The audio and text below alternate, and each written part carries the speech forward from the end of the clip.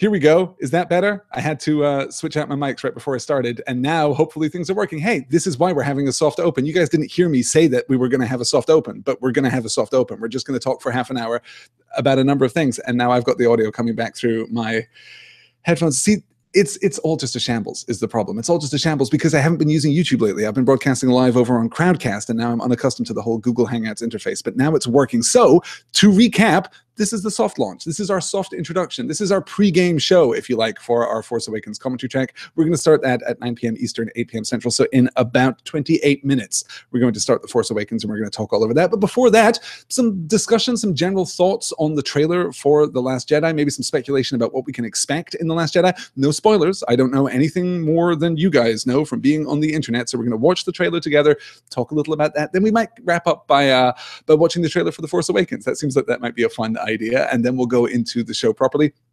I was saying enthusiastically right before you guys could hear me that when I start a live stream here on YouTube, a little window pops up telling me that I can now broadcast for up to 8 hours. And I laugh and I think, ha, ha, ha, who could ever broadcast for up to 8 hours? But incrementally, step by step, I am getting closer and closer to that goal. So some fine day, I will actually broadcast for 8 hours, and I'll just talk constantly and then be ruined for days afterward, which I think would be a relief to those people who know me in real life and have to listen to me talk about Star Wars and Harry Potter and the Lord of the Rings on a near constant basis, on pretty much a constant basis. Everyone is here with me. Thank you all so much for joining me. We've got Melissa, we've got Angela, and we've got Skipa is joining here. Skipa is just getting ready for bed, so she's wishing us all, may the Force be with us. We have Melissa. Did I say Melissa already? We've got Austin, and we've got Peter here joining us. It's so great to have you all here. Good. Sound is working. This is perfect. See, we're overcoming these technical hurdles together. We're really uniting our talents, pooling our talents here just to make the internet obey our caprice and whimsy. It's going to be a long evening, you guys. We've got a lot to talk about. I am so eager to watch The Force Awakens again. It has been, what has it been, 4 months since I've seen The Force Awakens? The last time I watched The Force Awakens, the last time I watched a Star Wars movie, in fact, was, what was that, August the 12th this last year, when I did the Point North Star Wars Marathon live tweet, where I watched all 7 episodes back to back in the course of a single day, which was a huge undertaking and just a ton of fun. I thought that was going to be, physically and emotionally ruinous, but it turned out to actually just be a really nice way of spending a Saturday. So I think I'll probably do that again. When I did that live tweet, I said, I made some rash promises, as is my way, about live tweeting the entire Lord of the Rings trilogy sometime around the holidays. I now don't think that we're going to have time to do that sometime around the holidays, but early in 2018, that seems like a perfect time for live tweeting the entirety of the Lord of the Rings extended editions. I can't wait for all of that. Oh, Angela's saying that the epic Star Wars mobile marathon was, movie marathon, I guess is what you were going for, Angela, was so much fun. I'm so glad. I'm so glad. And Austin is saying 8 hours of Tolkien, Harry Potter, and Star Wars.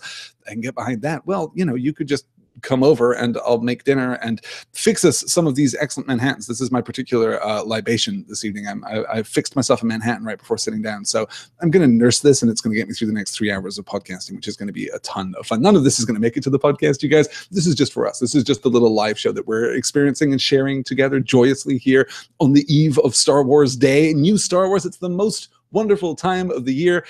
I can't imagine now, from my privileged position here in 2017, a wondrous year, as we all know.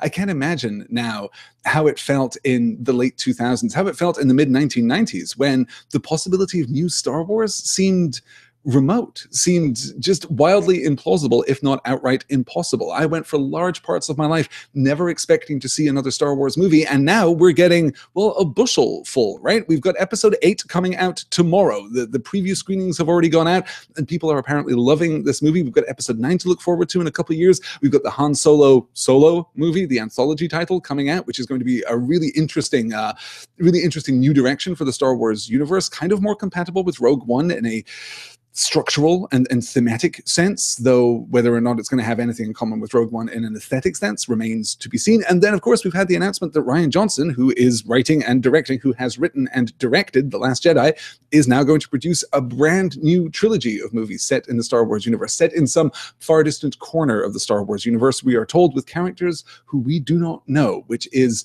really exciting. That is a strong option for Disney at this point, for Star Wars as a franchise at this point. It really needs to expand out past what I guess they have taken to calling the Skywalker saga, which is A bold choice, and a title not without its own implications, I think. Grant, if we are looking at this trilogy of trilogies, if we're looking at this nested trilogy of movies as being the Skywalker saga, well, boy, howdy, that's suggestive of how things are going to shake out in episode 9, isn't it? We'll maybe talk a little more about that as we start to speculate wildly and rampantly about The Last Jedi.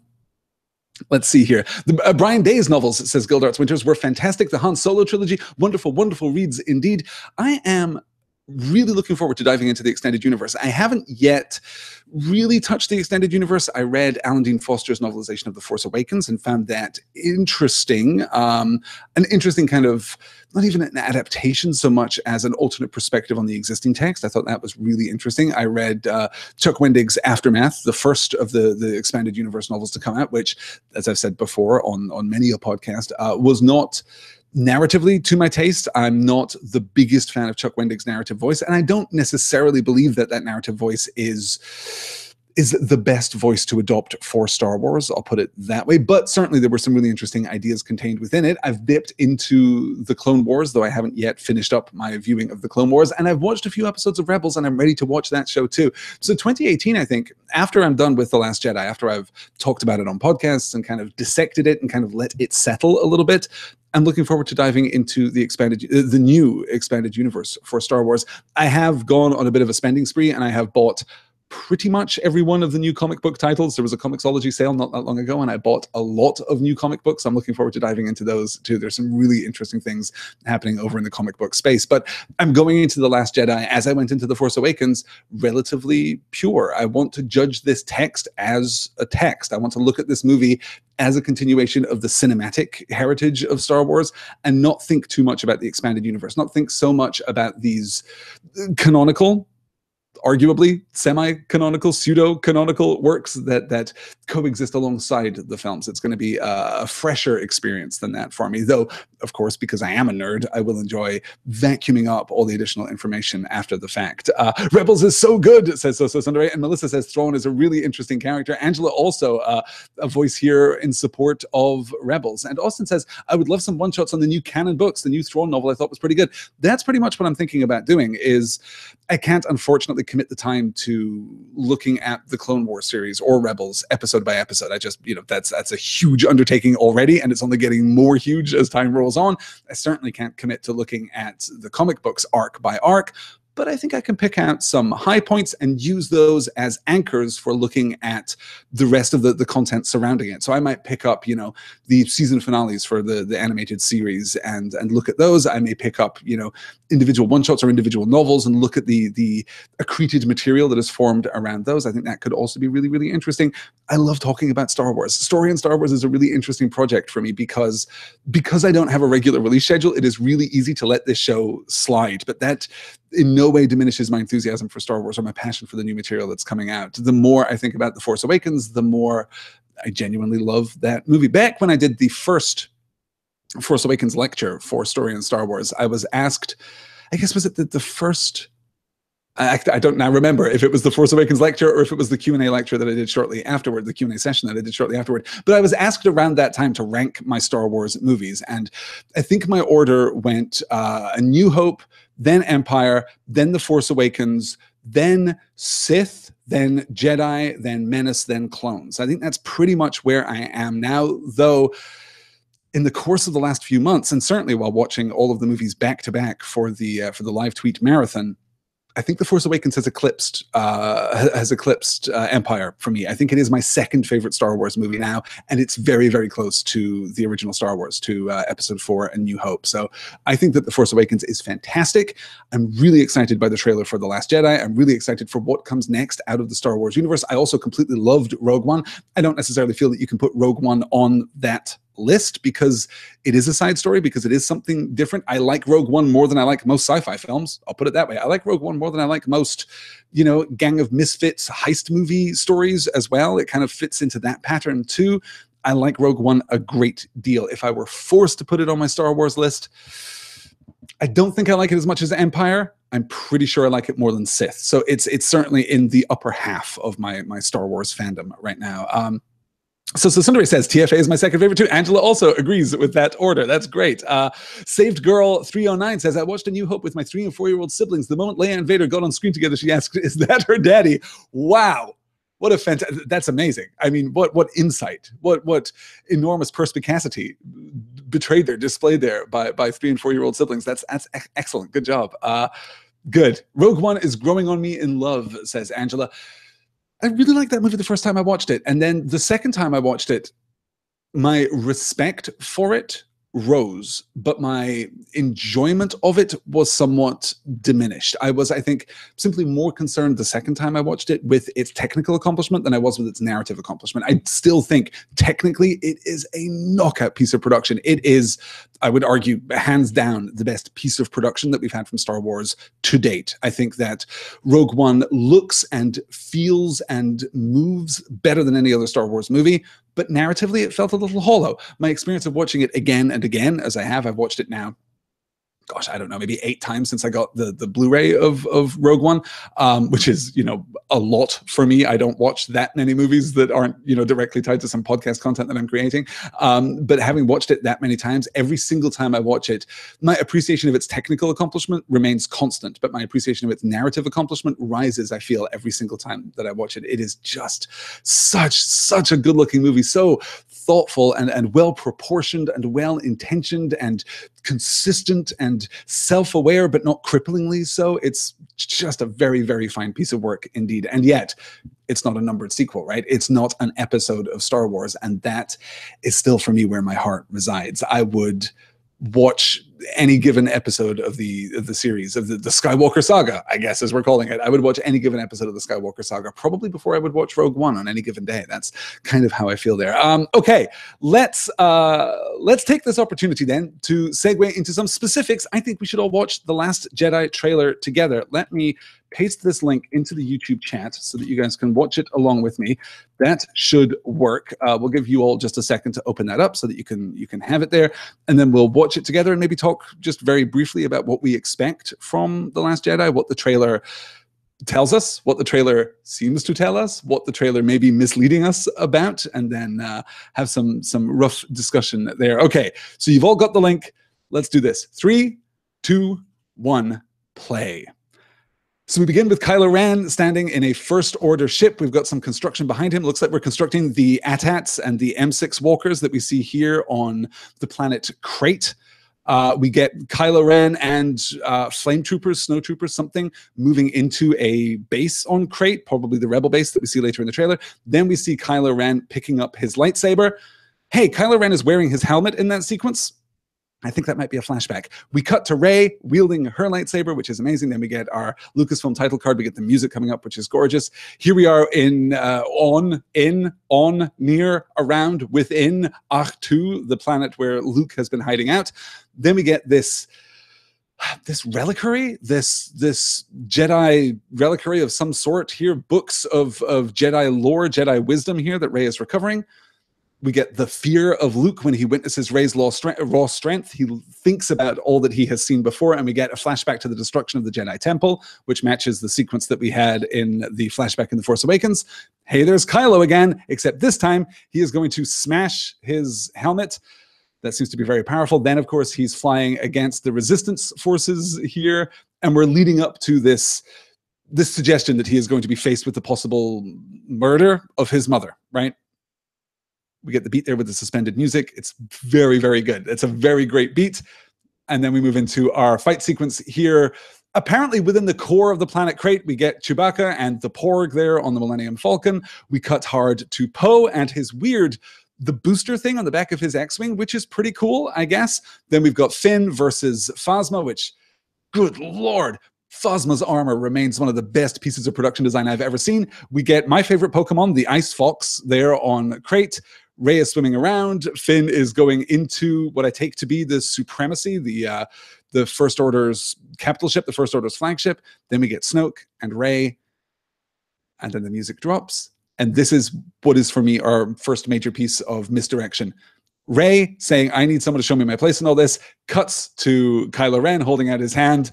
I am pretty confident, you guys, that is not actually the same scene. I'm pretty confident that Rey is not, in fact, talking to Kylo Ren right then.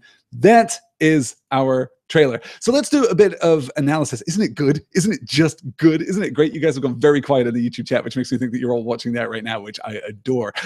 Let's do a little bit of breakdown then, I suppose. We have two pairs of or a pair of sequences, two aligned and co-oriented sequences here, which is itself suggestive of the structure of the movie. We have Kylo Ren on what I take to be the Supremacy, and we have Rey on Ahch-To there.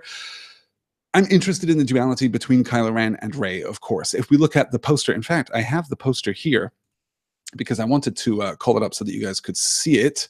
Gosh, it's been a while since I did one of these Hangout broadcasts, and now I don't remember where any of the controls are. Okay, here we are. Leslie Skipa, yeah, they use the same lighting for both Kylo and Rey for that misdirection. Yeah, I just don't think that it's that compelling. You see the flickers of flame behind Kylo Ren, but none behind Rey.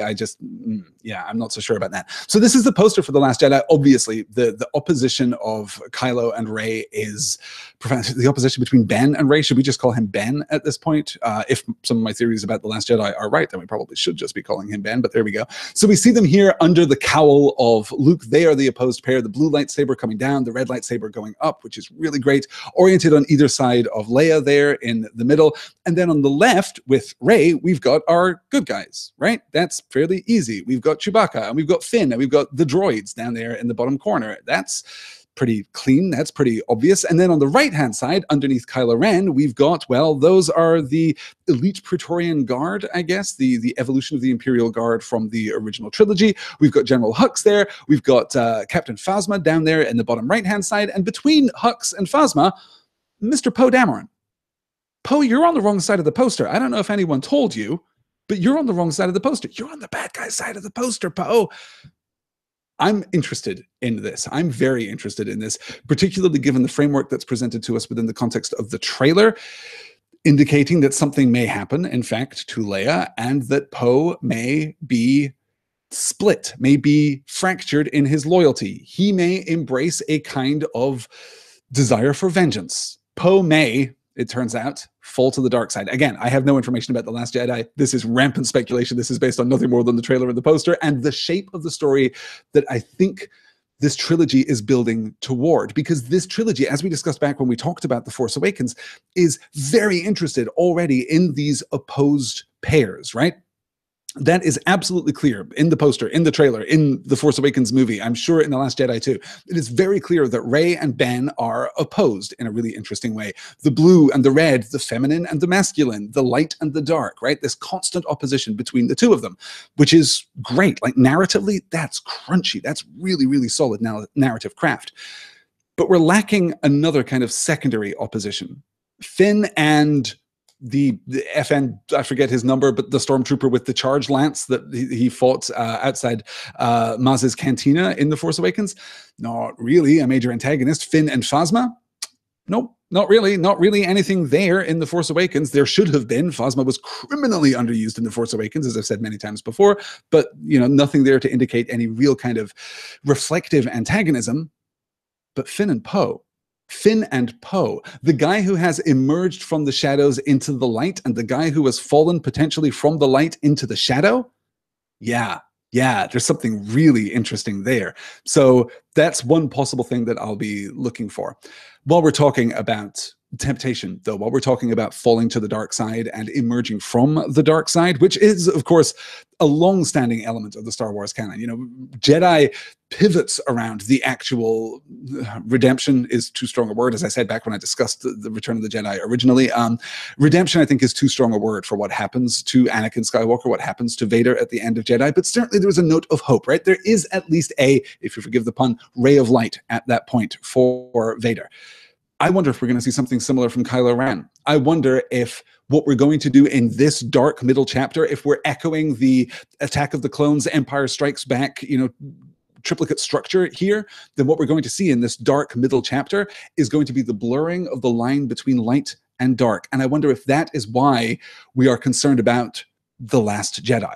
That is why, we talked all the way back in our discussions about the prequel trilogy, about the Jedi Council falling into shadow, falling into complacency, into pride, and into arrogance, and being disconnected from the Force. Remember, there are those throwaway lines way back in, The Phantom Menace, I guess, where Yoda's talking about not seeing clearly anymore. You know, Qui-Gon Jinn, who is maybe the best Jedi who ever Jedi'd, is on the outs with the Jedi Council because he's not a political animal. He's not a bureaucrat in the way that much of the Jedi Council seems to be oriented around bureaucrats by the time that we get to the prequel trilogy. I wonder if we're going to see the temptation of Rey, and in some similar sense, the temptation of Kylo Ren. If he is going to be tempted by the light in the same way as she is tempted by the dark, we may be moving into a Star Wars universe that is just more complicated. The Force clearly isn't going anywhere. I take The Last Jedi, if that title is being played straight here. If we couple it in particular with The Force Awakens and The Last Jedi, right, what we're seeing is the sweeping away of the old structures. What we're seeing is the sweeping away. I just realized that I've left this slide up forever. Excuse me, I'll take that down now. What we're seeing here is the sweeping away of these old structures, these old paradigms. Now we're seeing something new. Now we're seeing something more dynamic, more confusing, more difficult. And of course, that matches our discussion of The Force Awakens. The Force Awakens, as we'll discuss in our live commentary tonight, has a brilliant 3-act structure in which we see the awakening of Finn, the awakening of Han, the awakening of Rey. That's the 3-act structure of The Force Awakens. And in each instance, they emerge from something that is simple, something that is safe, something that is small, into a world that is much wider, much more dangerous, much more tragic, but crucially much more beautiful than their previous, incarcerated state. This progression here seems to be completely resonant with the heart of Star Wars itself, and I'm very much into this idea. And of course, I'm being reminded of the prophecy about Anakin Skywalker, that he would bring balance to the Force. It's just possible that that prophecy, as we've discussed before, has never really made sense. Numerical balance, kind of a balance of power here, a Cold War detente between the light side and the dark side. Well, no, maybe none of those things. Maybe none of those things. Maybe the Force has yet to achieve balance. Maybe that's ultimately where we're going. Okay, let me catch up with the chat here. We've got, Save Girl 309 is saying, notice the lighting on Luke's face. Yes, the blue and the red on his face. And of course, even his cowl there. I don't know if you guys have seen this. I don't have a slide to indicate this. Let me put the picture back up, and I'm sure you can sketch it in yourselves in your own imagination. Have you noticed that the alignment of this poster is reminiscent of Darth Vader's helmet? That Luke's cowl there is indicative of that brow ridge that we get from Vader, so that Rey's face and Kylo Ren's face are pretty much in the eye sockets of Vader's mask, that Leia's head kind of forms the peak of that triangular point, and we can see that coming down to Finn and the droids on the one side, or Poe and Captain Phasma on the other side, that Vader is present in this poster, that we are still under the shadow of Vader, which I'm really, really interested in. So, okay, I have just a few minutes left before we get into this. Let me see here. Catching up with the chat. Austin says, the blur between good and evil, light and dark, is similar to what they tried to get the Bendu to represent in Rebels. Yes, I've also heard that this idea of a less opposed, spectrum for the Force is actually in keeping with what they've been doing in the expanded universe, which I'm really into. Yeah, good. Okay. Thinking of You says, Rey is named Organa Solo. She will join Brother Ben under Leader Snoke. He will give her a red lightsaber. I don't think that Rey is related. As I've said before, I don't think that Rey is a Skywalker or a Solo or is connected to these families. And I think that for two reasons. As I've said before, I think that the arc of the Star Wars universe at this point is expansion. We are looking outward to include more elements of this world. And we would counteract that with that prequel trilogy impulse to tie everything back neatly, to tie it all back tidily. It certainly could be the case. I will be disappointed if that is the case, honestly. But I also think that there's a compelling argument that had Rey's parentage been that significant, the time to reveal it's at the end of the first movie. Right? We've just lost Han Solo. Ben here is falling into the absolute darkness from which we have no faith at all that he will recover. We would have got our Empire beat there, right? There is another. We would have got our Empire beat there, I think, rather than later. So it's not impossible, but were I a betting man, I would be betting against it. Okay, let's take a quick look at our structure here for for The Last Jedi, our theoretical structure for The Last Jedi, before we move into our discussion of The Force Awakens, we get basically 5 sequences. We get the sequences on the Supremacy with Kylo Ren, the picking up of the lightsaber, the smashing of the mask. I thought for a while that those were definitely going to be flashback sequences, but then realized that that's partly because, of course, we have no real understanding of how he got his mask off of Starkiller Base, but I guess someone recovered it for him because he definitely still has it in the present when he smashes it. He is casting aside, at least it seems to me, the influence of Vader, right? He wears the mask, we learn in The Force Awakens, by implication at least, he wears the mask to honor Vader, to walk in those shadowy footsteps. The smashing of the mask seems to be a powerful statement of identity and intent. So we get his scenes on the Supremacy, we get Rey's scenes on Ahch-To, on Ahch-To, I guess. Then we get 3 kind of battle sequences. We get the Battle of Crate. This is the white planet with the red mineral beneath the surface here. Those sequences all look amazing. Those are also, I think, that's the same setting for the sequences of the Millennium Falcon flying apparently underground. There is a shot where you actually see the Millennium Falcon burst up from the ground in the extended trailer.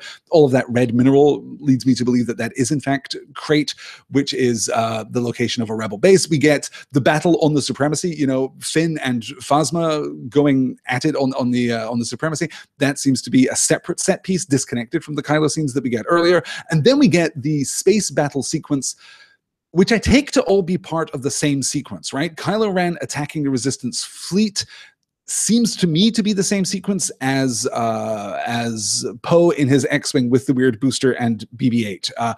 That seems to be in orbit around the planet Dakar, which was the rebel base from The Force Awakens, because we see the asteroid field there. So I take that to be the same place. That works for me actually rather quite well. How is this going to shake out in the movie? Well, it's very tempting to see the Crate sequence, because it is clearly the largest sequence, as our climax, but I'm not sure that that's true. The Crate sequence would need to be narratively significant. It would need to carry that weight, and I'm just not sure that it does. I'm just not sure that without major expansion of our understanding, that you know, is Crate, this mineral planet, the small mineral planet, another First Order superweapon? I don't think so. There's no indication of that in the trailer, at least. So I'm not sure that that's where we're going to go. For my money, the final battle of the second movie could well be on the Supremacy. If Rey is captured, or if Rey submits to the First Order, and then the Resistance marshals their forces to go in after her, and that's what leads to Finn's infiltration mission, that's what leads to the battle against Phasma, that's what leads to the tormenting of her body by Snoke. Apparently that's the setup that we get. That may well be the climax of our movie. That's kind of in accordance with our Clones Empire, you know, dark middle chapter structure here that we're getting from Star Wars. So all of this, of course, rampant speculation. I can't wait. We have a couple minutes here before we begin. Let me share with you, in fact, if I can, let's whet our appetites here for this movie by watching the Force Awakens trailer, because I love this thing. Let me paste that link in the YouTube chat right now. Austin in Adventureland is saying, Crate apparently has an old rebel base on it. Yes, you can see a shot of Leia standing at the very, you know, Hoth-like doors of this base, and it definitely looks like rebel architecture, which makes a lot of sense, and I believe that has in fact been confirmed in the expanded universe. Yeah, Melissa saying Snoke kind of looks inspired by Voldemort. Yeah, I'm still not loving Snoke, you guys. I didn't love Snoke in The Force Awakens. I don't love his design. I don't love the performance. It feels like Voldemort and Gollum had an evil baby, right? It is absolutely consistent. Snoke feels like one of those beats, one of those very few beats, I would say, in The Force Awakens, where the first thought was good enough. There's so much inventiveness in this movie, as we're going to discuss over the course of the next couple of hours here. There's so much invention in this movie that Snoke just never really rings true for me. I'm so much less interested in him than I am in pretty much any other element of the story. Okay, let's all watch. Angela's asking, am I recording? Yes, I'm absolutely recording. Don't worry. All of this will probably be released over on the Patreon page or something, but the live commentary will definitely go out in the Story in Star Wars channel. Okay, let's watch the Force Awakens trailer here. Almost 100 million views from the official Star Wars page. This came out on October the 19th, 2015. Hey, were we ever so young? 2015 feels like a time of innocence, and yet it led into great darkness, as the Star Wars story also did. Let's watch this. 3, 2, 1, play. This remains, I think, one of my favorite pieces of Star Wars media ever presented. I remember being shook, as the kids say, being absolutely shaken to my core by this trailer. This introduction with Rey is preposterously beautiful, as it is, of course, in the final movie. I just love this. We get the voiceover here, "Who are you?" And then "I'm no one," which is lovely. We get our introduction to BB-8 and how the internet lost its mind over BB-8. All of these shots of Jakku, the restraint here, the way that the music is so evocative but minimalistic. I just love that. The late Lucasfilm title card here. And then this Nazi austerity of the First Order. We pivot our POV to Finn, which is entirely appropriate, as I say, for the structure of The Force Awakens as a whole. Finn controls the first act of our story in a really interesting way. The partial reveal of Kylo Ren there with the streak of red light, the Starkiller superweapon being used against the homeworlds of the Republic, the fractured mask of Darth Vader taken there from the forest moon of Endor and his pyre, the juxtaposition of Poe's interrogation with the unleashing of the firestorm across the surface of the planet. And then this is it for me. It's true. All of it. You guys, still, I get shivers hearing that line. It's so good. I talked at length back in my discussion of The Force Awakens about the power of that line and what it means for the mythic status of Star Wars, that these characters within the frame of the text understand that this is mythic, and we outside of the frame of this text understand that it is mythic, and that makes it no less true and no less powerful. This is what Star Wars should be, and I'm very in love with it, as you can tell. See, we also got there a similar kind of false juxtaposition right there in the heart of the Force Awakens trailer as I think we get in the Last Jedi trailer, which is the firestorm as the figure that is obviously Luke and was obviously Luke even from the first trailer, reaches out to touch R2-D2, and then the descent of Kylo Ren's command shuttle, right, onto Jakku right at the beginning of the movie. Those two scenes are combined to make it look as though they are happening at the same time. The lighting is very similar. The sensibility is very similar, and yet those two scenes, nothing to do with each other at all.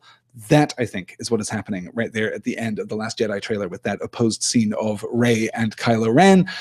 That is going to do it for the pregame. That is going to do it for our anticipation is already at fever pitch here. Let's get started. Are you guys ready? Are you guys ready to talk about The Force Awakens and to do this thing? I'm going to take just a beat here just to give me a clean edit point for the podcast, because none of this is going to make it into the podcast. This was just for you joining me live here, mostly because we were talking about a poster that really doesn't make sense if you're only watching the podcast. But hey, that's what we do. All right, Mitchell. Yes, Mitchell says it's true. All of it so good. And Austin says the shots of the knights and Kylo in the rain so good. I completely agree. Right. Jonathan Nash says, yeah, love that Harrison Ford. Love that Harrison Ford brought his A game, even though he was kind of exhausted of Star Wars stuff. Yeah, it turns out that when you're done with something, you can maybe just bring that energy, bring that presence right there through your last version of this performance. It's so good. Angela says in all caps, horrifying baby, which makes me think that she's talking about Snoke. I can't see another example, another person that she's discussing there, but yeah, Snoke, the horrifying baby. It's pretty appropriate. Okay. So with all of that said, I'm just going to take a beat, then I'll do an intro to the live commentary, and then we're going to get started. Cue up to the Lucasfilm logo, by the way. Those of you who are watching live will have just a few more minutes to do this. Cue up to the Lucasfilm logo right at the beginning, and then press play when I tell you to press play, and we'll all watch it together. Let's do this thing. Hey everybody, and welcome to Story and Star Wars. I'm Alistair Stevens. Tonight, we are going to whet our appetites for Episode 8, The Last Jedi, by watching Episode 7, The Force Awakens, and I am going to talk all over it for you. I have with me tonight a fine assortment of folks, a fine assortment of Star Wars fans here in the live YouTube chat who are going to contribute their thoughts. If you have thoughts about The Force Awakens after listening to this commentary track, then you can get in touch. You can find me on Twitter at PaperBullets or at Point North Media, or you can email me directly at pointnorthmedia@gmail.com. I'll talk a little more about my plans for Story and Star Wars right at the end of this commentary track, assuming that we all together make it that far. But right now, without further ado, let's get into The Force Awakens. Cue up your DVD, cue up your Blu-ray to the Lucasfilm logo. I am going to count down from 3 and say the word play. When I do so, you should press play. That's pretty much how this thing works. And then we will all watch it together. So the Lucasfilm logo, 3, 2, 1, play. The Lucasfilm logo fades out, and we are ready to begin our movie a long time ago in a galaxy far, far away. And I can't imagine a day in which that won't thrill me to my very core. That won't just excite me in an adolescent way, with an excess of glee and positivity that won't excite me to my core. Then we get our Star Wars logo, our fanfare, of course. Episode 7. Now, as I said back in the discussion of The Force Awakens, I think this crawl is incredibly significant. I think this is probably the most narratively significant crawl that we've had in the entire run of Star Wars. I think this is so important. Luke Skywalker has vanished. In his absence, note, cause and effect, in his absence, the sinister First Order has risen from the ashes of the Empire and will not rest until Skywalker, the last Jedi, has been destroyed. With the support of the Republic, General Leia Organa leads a brave resistance. We're not dealing with the Republic here. We're dealing with the splinter forces, the splinter of the Empire, the splinter of the Republic. She is desperate to find her brother Luke and gain his help in restoring peace and justice to the galaxy. Hey, is that our A-plot? Are we going to be talking about the quest for Luke in the course of this movie? Well, of course we are, but not primarily. That's not our primary occupation in the course of this movie. Leia has sent her most daring pilot on a secret mission to Jakku, where an old ally has discovered a clue to Luke's whereabouts.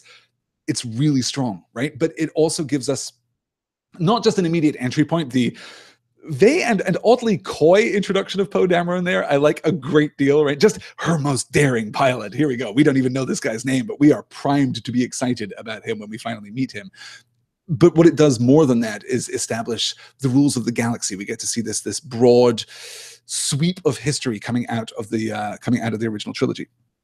I talked before about the ways in which the initial shot of each Star Wars movie sets a kind of tonal template for the rest of the movie, and this is one of my favorites. This is probably my absolute favorite, in fact. The way that the Star Destroyer cleaves across the planet, the forcible insertion of shadow into light here, this is the perfect metaphor for me for the coming of the First Order, for this splinter faction rising from the ashes of Empire, this violent, insurgent, terrorist organization here. It is, of course, appropriate in the modern world that this is the kind of opponent that we should be facing. And then, of course, we cut from that to something very conventional, something very expected. We get our stormtroopers in a dropship, and there we get our reveal of BB-8. I am a huge fan of droids in Star Wars. I am a huge fan of droids in Star Wars. I'm a huge fan of R2 and 3PO, of course, but I'm a huge fan of all of the droids, the little R5 unit, all of them, the little mouse droid that we see. I'm a big fan. BB-8 is the best droid we've ever had in Star Wars. He's just magnificent. He's got pluck, he's got character, he's got a real agency about him. He's just wonderful. So this introductory conversation here between Tekka and Poe Dameron is magnificent. To me, she's royalty is a fantastic line. And as I said, every time I hear that, that's another one of those moments where I'm just, yeah, me too. I remember her. She's never going to be General Solo for me. She's always going to be Princess Leia. To me, she's royalty. Just fantastic. Note too, the design principles that we get here. We're coupling this very retro, superficial aesthetic, I suppose I would put it that way.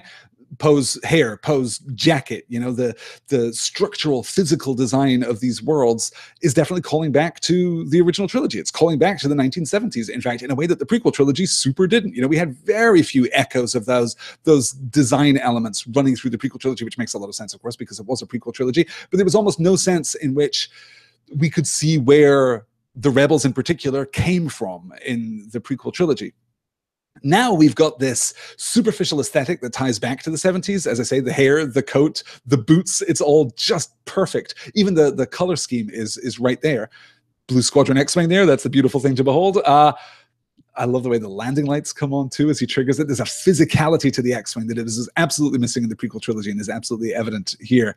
But we're coupling that retro 70s aesthetic, that kind of true and consistent Star Wars aesthetic, with modern CGI effects and modern compositing effects and modern sound design and the modern camera movement. The whole thing just works, for me, pretty seamlessly, I have to say. This is a good-looking movie throughout. Couple of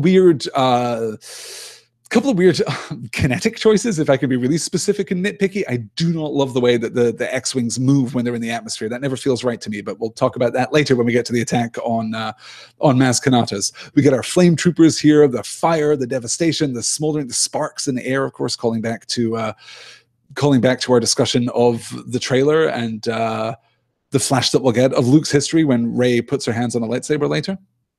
And now we have our first real narrative beat. This is our first mirroring of A New Hope, if you like, right? We're giving important information to a droid and sending that droid away. But whereas R2 was descending into Tatooine to find Obi-Wan, R2 was actually a vital part of the primary plot. Here, BB-8 is just a repository for information which is significant to the secondary plot.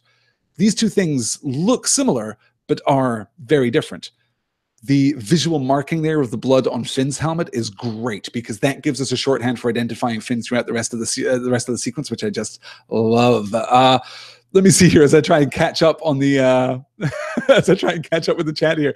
Dan Fault asks rather brilliantly, on a scale of Liam Neeson to Gwendolyn Christie, how wasted in this is Max von Sydow? It's way closer to Liam Neeson, I would say, like way closer to Liam Neeson in that he is very, very wasted indeed. Well, wait, are we saying that Liam Neeson is not wasted? Because what Gwendolyn Christie gets is better in large part. Okay, I think I see what you're saying. Phasma is wasted, right? Gwendolyn Christie performs the hell out of that part. Liam Neeson never really gets to grips with Qui-Gon Jinn. I would argue, though, the moments that are good of Qui-Gon Jinn are because of Liam Neeson. He's wasted. He's wasted. I want more Lor San Tekka. I want more of him. It was just wonderful. And to get Max von Sydow into it, just brilliant. Yes. Mitchell says he has the BB-8 Sphero and he loves it. That's very good. Oh, and Dan is quoting, "This will begin to make things right." Yes. Good. Oh, Mitchell saying, which way are we facing? Quoting me from my own podcast when I was talking about this. Yes, it's not just the shape of the thing, but it's the function to which the thing is put. It's the function that it serves, narratively speaking. We'll talk more about that as we move on. I love the introduction of Kylo Ren. You know what I've come for. I know where you've come from. Anchoring us back into Ben's history, of course, into Kylo Ren's history, into the history of the Empire, the history of the dark side, the history of conflict, even in the Star Wars universe, but extratextually, metatextually, intertextually, calling us back, connecting us back to the original trilogy, calling us back to the prequel trilogy. I know where you've come from. This is a movie that could only have come from this particular terroir, from this particular rich soil. This is one of my favorite visual effects that we get in the entire movie. The suspension of the blaster bolt there is just gorgeous. And the way that the camera moves around it. Yeah, I mean, lens flare, I know, like, I get it, but still very, very beautiful. Good. Lily says, I spent way too long trying to figure out where we're supposed to know Sydow from. No, I completely agree. The way that he's introduced. Do we get a moment of introduction like that in the entire series? I suppose the closest thing that we get is the introduction of Qui-Gon Jinn right at the beginning of Phantom Menace, right? And of course, Poe there, it's very hard to understand you with all of the inheriting the Han Solo swagger here. We're still dealing in the same archetypes. It's still the same kind of story, even though these are new characters. Phasma's costume design is fantastic. I don't know who came up with the idea of, but what if Chrome though? What if Stormtrooper, but Chrome? But that person needs to be high-fived, like a lot constantly every day for the rest of his or her life. That is a very, very bold, very strong choice. And as Dan pointed out, Gwendolyn Christie, yeah, Phasma is wasted. I really like the performance that she gives, but wow, yeah, not good. And this is arguably her best scene too, which is kind of depressing. So here's our moment. Kylo Ren looks across the devastation, sees Finn as Finn just stands there. I kind of wanted Finn to like put his head on one side the way that Luke does in the armor, you know, just another moment of connection, releases his influence over the blaster bolt, which then strikes the fountain or whatever it is at the center of the village. I love that too. And then destruction is unleashed. Why does Kylo Ren stop? Why does Kylo Ren just stop? This, as I said back in my, I think the Q&A follow-up for the Force Awakens, speaks very eloquently but very subtly to our understanding of the First Empire. Later on, Phasma is going to tell us that there are re-education centers in the First Order fleet or possibly on Starkiller Base, right? She's going to tell us that there are re-education centers because apparently there's a need for re-education. That stormtroopers are just falling out of rank here among the First Order all the time. Okay, not infrequently, enough that you need to have re-education centers, right? This is not the first time that it has happened. Finn is not the first stormtrooper to have a crisis of conscience. He's not the first stormtrooper to be, if you'll forgive me, awoken. He's also not going to be the last, I'm sure. I wonder how many more ex-stormtroopers we're going to see in the universe. This performance, John Boyega, is just exquisite throughout this entire movie. This performance is fantastic. You see the desperation, the feral desperation almost. And then, of course, Phasma has that power. She has that bad guy in Star Wars power where she can just appear, you know, just in a moment. She's just there. She clearly doesn't walk up that ramp behind him, right? Clearly doesn't. She's just there. She can just apparate where it is dramatically necessary. I love that. Angela says Star Trek mentions re-education centers too. Interesting. Hey, yeah, that's way more problematic, by the way. Like, the notion of re-education centers in the context of Star Wars is much more problematic, because in the context of Star Trek, rather, Star Wars is not utopian. Quite the opposite, actually, particularly now, right? Particularly now, or I guess particularly by the end of this movie, but already we're kind of dystopian already. Star Trek is supposed to be a utopia, and the notion of re-education centers existing within that universe is problematic, let alone existing within the Federation there. Yes, good, okay. Oh, this is brilliant. Austin says Phasma built her armor out of Palpatine's old yacht, out of the Naboo cruiser. That's what I want. Yeah, no, this armor, I got it from Naboo. Everything's chrome on Naboo. You haven't been there? I'm talking all over Rey's introduction, which I mentioned, and this is a thought that I have had maybe once a week since seeing The Force Awakens for the first time, maybe more frequently than that. The eloquence of this narrative is stunning. It is breathtaking. Having Rey make her life, having Rey define herself by the wreckage of these old stories, by the consequence of the Battle of Jakku, whatever the Battle of Jakku was.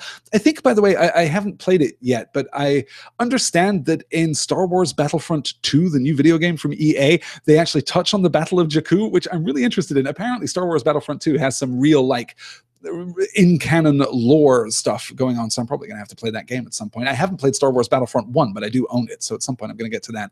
Here we get the worn, trashy aesthetic that we get throughout the original trilogy. Of course, everything looks used, everything looks worn, everything looks old. She's passing now the ruined X-Wing crashed into the planet, the Star Destroyer in the background. We just had, as she boards her speeder and takes off on it, you can see the crumpled panel from a TIE fighter on the ground next to her.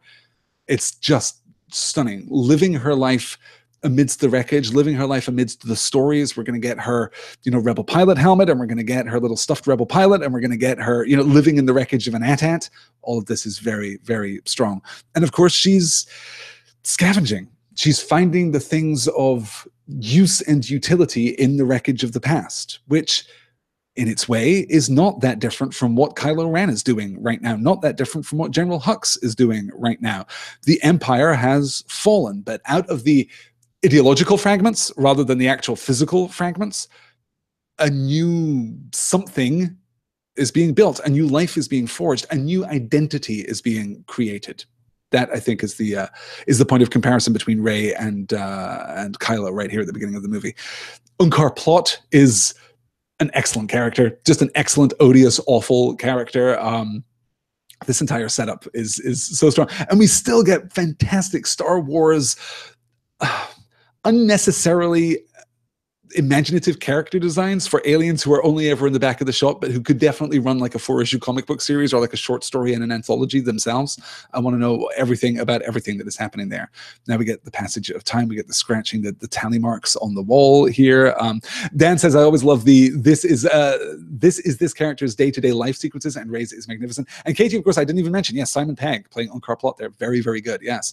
Oh, interesting. I hadn't thought of this. Hadrian pulls out an excellent observation here. Both of them are introduced masked, talking about Rey and Kylo Ren. You know, all the times that I'd watched this movie, I had never made that comparison, but you're absolutely right. Of course, Rey's mask that she immediately discards, hers is a mask of, gosh, isn't that the case though? Aren't we still echoing here this different approach to the wreckage of the Empire, the physical and the ideological, right? Kylo Ren is wearing a mask that is designed to evoke Darth Vader's mask. He's walking in these ideological footsteps of Vader. Rey here has a mask that is crafted from the actual physical wreckage of the Empire, of the Rebellion too, but of the Empire in far greater proportion, judging by the wreckage that we see on the surface of Jakku. But it's not ideological, right? It doesn't carry a philosophical significance. It's only practical. It's only functional. And now our introduction to to BB-8. Good Lord. Daisy Ridley is fantastic in this movie. I can't say enough good things about her. Hey, you guys, I'm quite a Star Wars fan. I don't know if you've noticed that yet. Yes, Mitchell's calling out Rey and her AT-AT. Yeah, Lily's giving me a little parenthetical because I wanted to talk about it. She just put on her Rebel helmet. It's just great. Like, it's just great. The entire aesthetic of her home here, the comfort and discomfort of it is very, very good. I don't know if you guys have seen the translations for BB-8's dialogue, which is available online. It's very, very good. I urge you to go and check that out. Yes. Mitchell saying this movie is just beautiful. I completely agree. I completely agree. Yes. Jack is calling out Rey's mask looks a lot like the goggles the rebels wear on Hoth. Hoth, where the AT-ATs were first introduced. Yes, I think that's a really great observation too, right? She's, again, I guess we're getting this double structure here, right? Because she is in universe following in these footsteps. She's following in this tradition. She's actually making use of this wreckage, but also textually, she's very much in this tradition. She's a rebel before she ever knows she's a rebel, right? She's a part of the resistance before she even knows that there is a resistance. It's just a part of her fundamental nature. Angela's making fun of me for saying that I'm a Star Wars fan. Yes, no, it's true. It's true. Dan is saying, if anyone has read Patrick Rothfuss's The Slow Regard of Silent Things, I just realized this first sequence with Rey really reminds me of Ori. I hope I'm pronouncing that correctly. I actually have that. That is near the top of my to be read list. So I will get to that at some point in the near future. Yeah. Katie says, I love how many languages Rey speaks, including droid. I love that too. I love her practicality. I love her self-reliance, her independence. I love that it isn't a point of principle. We're not coming into the story with, I don't need anyone and nobody needs me and that's the way that I like it. I'm alone because I want to be alone and I don't need anyone and I'm tough and I can do whatever I want and I'm Rey and I've got my cool staff, which is awesome. It's not, again, right? It's not ideological. Rey is completely lacking in ideology. She doesn't have a core philosophical commitment here. She doesn't have that core philosophical motivation. Her motivation is to remain in the hope that her people will come back for her. Back to Kylo Ren, back to Poe Dameron. Oscar Isaacs is fantastic, of course, just giving a great performance throughout this. Again, the physicality, right? The evolution of the Force choke here, which I quite like. And the incredibly creepy, everything is in this saturated metallic blue, which I love, except for these flares of red light, which highlight Kylo Ren's helmet perfectly. We're still getting this opposition even now, even here. It's beautifully done. And then we get General Hux, the quiet tragedy of General Hux. There was something about General Hux's youth that bothers me. There was something about his lack of experience, about his relative nominal theoretical innocence that bothers me here. Yeah. But now we've pivoted back to Rey, back to BB-8, back to this wide open desert shot, which is just gorgeous. Back to Unkar Plot, picking up off of our establishing beat back at the beginning, back 5 minutes ago. And displaying here his interest in the droid, which is the first moment that we get a real insight into Rey's sense of virtue, into Rey's character. Really, she's the pragmatist. She is doing whatever she has to do to survive. None of this is glamorous. None of this is good, but she is surviving. She even goes to take the 60 portions that Plot offers her, and then she hesitates because she's not going to give up this droid. It would be disloyal to do it, right? This secures her fortune for how long? What? If the half portion is enough to keep her going for a day, maybe a day has passed, 60 portions would be enough to keep her going for, the better part of half a year, presumably on Jakku, during which time she could maybe go further, make a bigger strike, get a bigger haul. She could secure her future for this. This isn't just an indulgence, right? This isn't just an empty trinket that she's getting here. It's something much more important than that. It is her continued existence. So her loyalty to BB-8 is in direct opposition to the pragmatism that we saw earlier. Now, Finn and Poe, the best bromance in recent movies? Yes, I love these two. They're so great. Angela's calling out here, Rey has dignity. Dignity is such a strong word there. That's very good, yes. Good. Oh, Austin saying that we get more on a younger Hux in the last Aftermath book. Oh, wow. Dan says, I think Domhnall Gleeson is bad in this role. He prefaces that, I should say, with controversy alert. Is he bad in this role? He's flat in this role is the problem. And primarily, I think that's a fault of the script. I don't think that Hux is given dimensionality, and he's standing next to a character who's given a great deal of dimensionality. I don't necessarily like our core performances from any of our three primary antagonists here. I don't necessarily like Kylo Ren or Hux or Snoke. Phasma's great, but Phasma doesn't get much to do either, unfortunately. So this gets us to our first set piece. This is the point at which Finn really takes back charge of the narrative. He has kind of, through the attack on the village right at the beginning of the movie, he has kind of defined the shape of the first act. We've had our introduction to Rey, our introduction to BB-8. This is not, this is not a Rashomon structure where we're going to see the same events from different perspectives. It's much more organic than that, but Finn still, I think, for my money, controls the first act of the movie, and this is one of his defining moments. This is arguably his defining moment in the course of this entire film. Those shots of the tethered TIE fighter kind of pulling against its leash through the, what is that, docking control window there? It's beautiful. And that hint of a smile that Poe Dameron gets as he's flying out of the hangar. This thing really moves. There's just a flicker or something there. He's a flyboy. He's a pilot. He loves this stuff. Absolutely in the tradition of Star Wars pilots too, right? This is, I think we're all pretty comfortable saying that this is better than the version that we get in The Phantom Menace, but it's the same kind of principle, right? That piloting is more art than science. Piloting is a talent more than it is a skill. If you're a good pilot, you're a good pilot coming out of the womb. Certainly Anakin Skywalker is. This is such the giving of Finn his name. I love it. Poe will always have a soft spot in my heart for giving Finn his name. And Finn, of course, responds jubilantly. Now he has a name. Yes. Oh, Angela's calling out the Wilhelm scream. I missed it. Yes, there was a Wilhelm scream back there. That was very good. Good. Mitchell says, I can say from having worn the First Order armor. Hey, Mitchell, burying the lead there a little bit. I want some more information on that, please, in the chat. I can say from having worn the First Order armor that the physical acting John Boyega is doing is amazing. It restricts your movement so much. Under what circumstances did you wear the First Order armor, Mitchell? That's amazing. Excellent.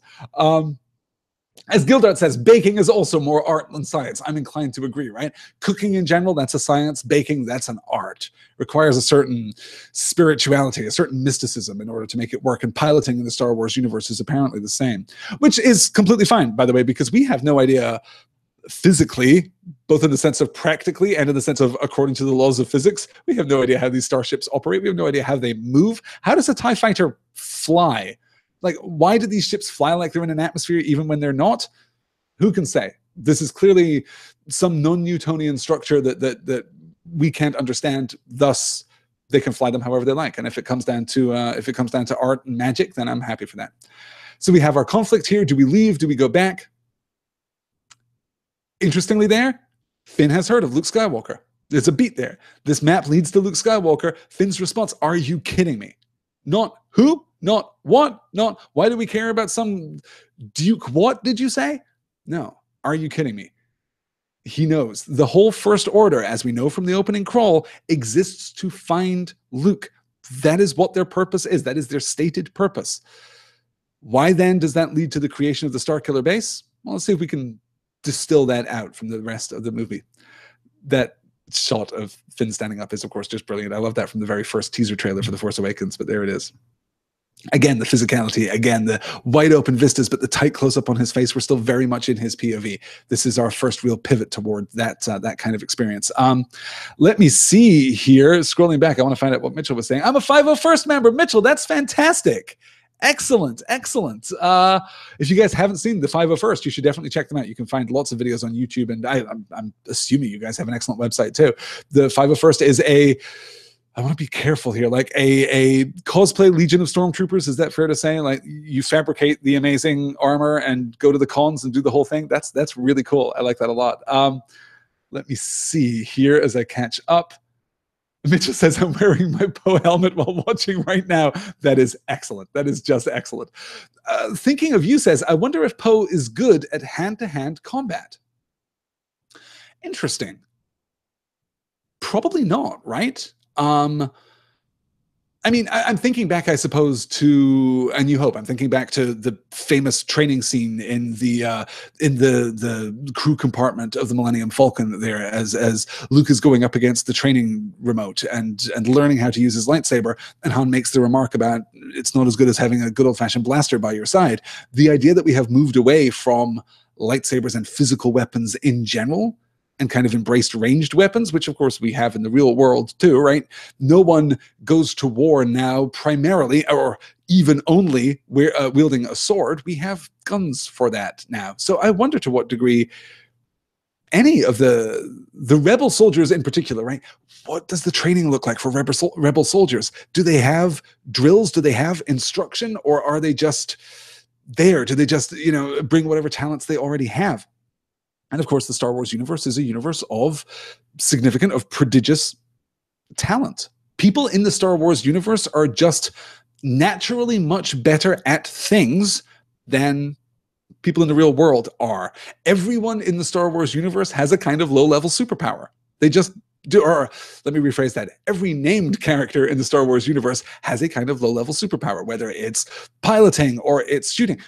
Padme Amidala fires a blaster at least as well as anyone that we see in the entire saga, right? At least as well. And she's a queen. I mean, she's a senator. She's a diplomat. She's a government official. She's a functionary. And she's as good with the blaster as anyone that we see. I just think that maybe we don't train as much as we just find the people with these quintessential skills and then co-opt them into the service of our organization. That may be, that's HR 101 for the Star Wars universe, maybe. Dan says, Poe overlooking the trading village echoes Obi-Wan and Luke overlooking Mos Eisley. Yes, absolutely. Absolutely. We get a very, very similar kind of shot there. Yes.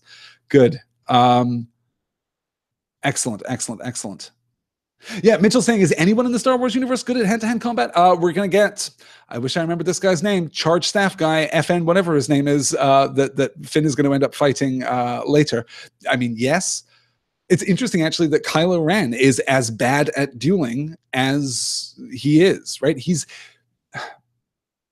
deliberately, I would argue, textually, like explicitly bad at dueling. He is not good at wielding a lightsaber, or at least he's not good at wielding a lightsaber in the fluid, acrobatic, balletic way that Qui-Gon Jinn and Obi-Wan Kenobi are capable, or I guess prequel trilogy Obi-Wan Kenobi are capable of wielding a lightsaber, or the ridiculous augmented ping pong way that Yoda can wield a lightsaber, or in that austere, brutal kendo style that Vader has, or even that Obi-Wan Kenobi has in the original trilogy too. Rey's loyalty to BB-8 is a thing of utter beauty. Finn's panic here isn't just a funny beat, right? This isn't just comedy, and it isn't just a meet cute. It isn't just a character introduction here. It's something much more important than that. What does Finn want? This is one of those oppositions that I talk about when I describe, when I find myself tricked into discussing ring theory here. As Dan observed, right? Finn looking down on the village here echoes the scene of Obi-Wan and Luke looking down on Mos Eisley, right? There's a clear resonance there. There's a purposeful resonance there. They are echoes of the same scene. What is the intent of that scene? Well, in this moment, Luke and Obi-Wan are going into the lion's den with a clear mission, right? They are going into this wretched hive of scum and villainy to get a ship so they can get off their planet, so they can go and do what they have to do. They can go to Alderaan, they can deliver the Death Star plans, and everyone will live happily ever after. They are engaged in a mission. They are running to. What is Finn doing? Still and always running from. He doesn't want to fight. He doesn't either have an ideological motivation right now. He doesn't believe in things. This story is, again, because I'm discussing the awakening of these characters, Finn is going to awaken to loyalty, to principle, to faith, to a cause. He's going to find a family that is going to define him, that is going to give him identity. Han is going to reawaken from his self-imposed exile and take up the burdens and the failures of the past. And Rey is going to awaken from her life of isolation and fear. She's going to both awaken from that and be awoken from that, right? Both active and passive in that sense. Of course, here too, we get another classic Star Wars shot out across the desert to the stormtroopers, but we cut back to an immediate subversion as Finn takes Rey's hands and we get the exasperated, "What are you doing? Let go of me." Brilliant, like brilliant, by the way. Rey does not need Finn's help. I love that very much. And then she gives the instruction to BB-8 to stay close. Very good. Let me see here. Oh, Mitchell saying when I said hand to hand, I meant unarmed. My bad. Unarmed combat. Gosh. What examples do we see of unarmed combat in Star Wars? I'll need to go back and think about that. Let me see. Thinking of You says, I wonder if the Padawans he slaughters give him trouble or gave him trouble with their lightsabers. Little bitty lightsabers, you guys. Little bitty lightsabers are so cute. The back half of Revenge of the Sith, I will defend. It is a really great sequence. I love that scene too. I know a lot of people don't, and if you don't, then by all means, if you can, explain it. You don't mind, I guess, being somewhat put on the spotlight here in the YouTube chat. If you don't like that scene with Master Yoda and the younglings, the Padawan learners at the Jedi Temple in Revenge of the Sith, I love that scene. I would be very curious to learn why people don't like that scene with Obi-Wan coming in and Yoda getting a rare moment of humanity and affability and levity, and you understand, oh yeah, Yoda's actually great. Like, Yoda's awesome. When he's talking to the kids and he's saying, Master Obi-Wan has misplaced the planet, careless. And the kids all like chuckle. It's a great sequence. Anyway, this shot of Finn and Rey running across the desert with BB-8 in the background. BB-8, okay, you're all going to want to rewind it now if you've never noticed this. Go watch BB-8. His head is constantly spinning back. Every time there's an explosion, BB-8 looks back at it and continues. And then we get the reveal of the Millennium Falcon, with the theme coming up behind it. So good. The tarp hanging off the edge, the restraint bolts there, BB-8 rolling. It's just so good. And here we are back in the Millennium Falcon, this beautiful, amazing, ugly, cracked, filthy, terrible ship that we all just adore. Yeah. Let me see here. Yes, Angela says, what we learned the most through the Epic Star Wars Marathon live tweet is that lightsabers are dangerous. Yeah, I will admit, the idea of these little kids having the little bitty lightsabers does kind of horrify me, because I know what toddlers are like, and they run and get distracted and gesture wildly. And I don't know what I don't know, maybe they're just Nerf. Maybe they look like lightsabers, but they're just like Nerf lightsabers, right? They just bunk off the training helmet of someone else, yeah.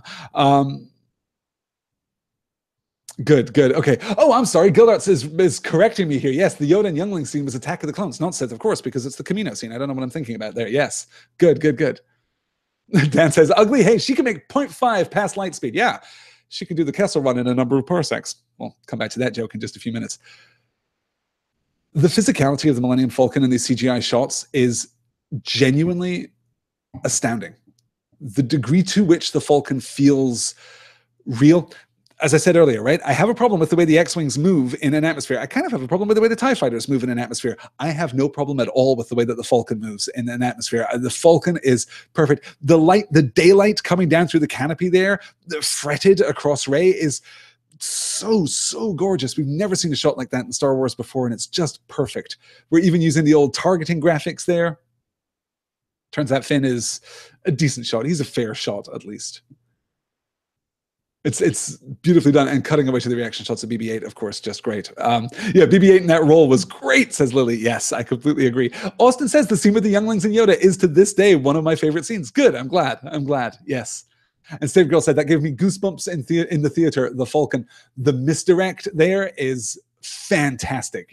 Not that one, that's garbage, and we never see it. We never get the cutaway, and then the explosion. We get that reverse angle on Rey and on Poe and on BB-8, and then we pan across to the Falcon.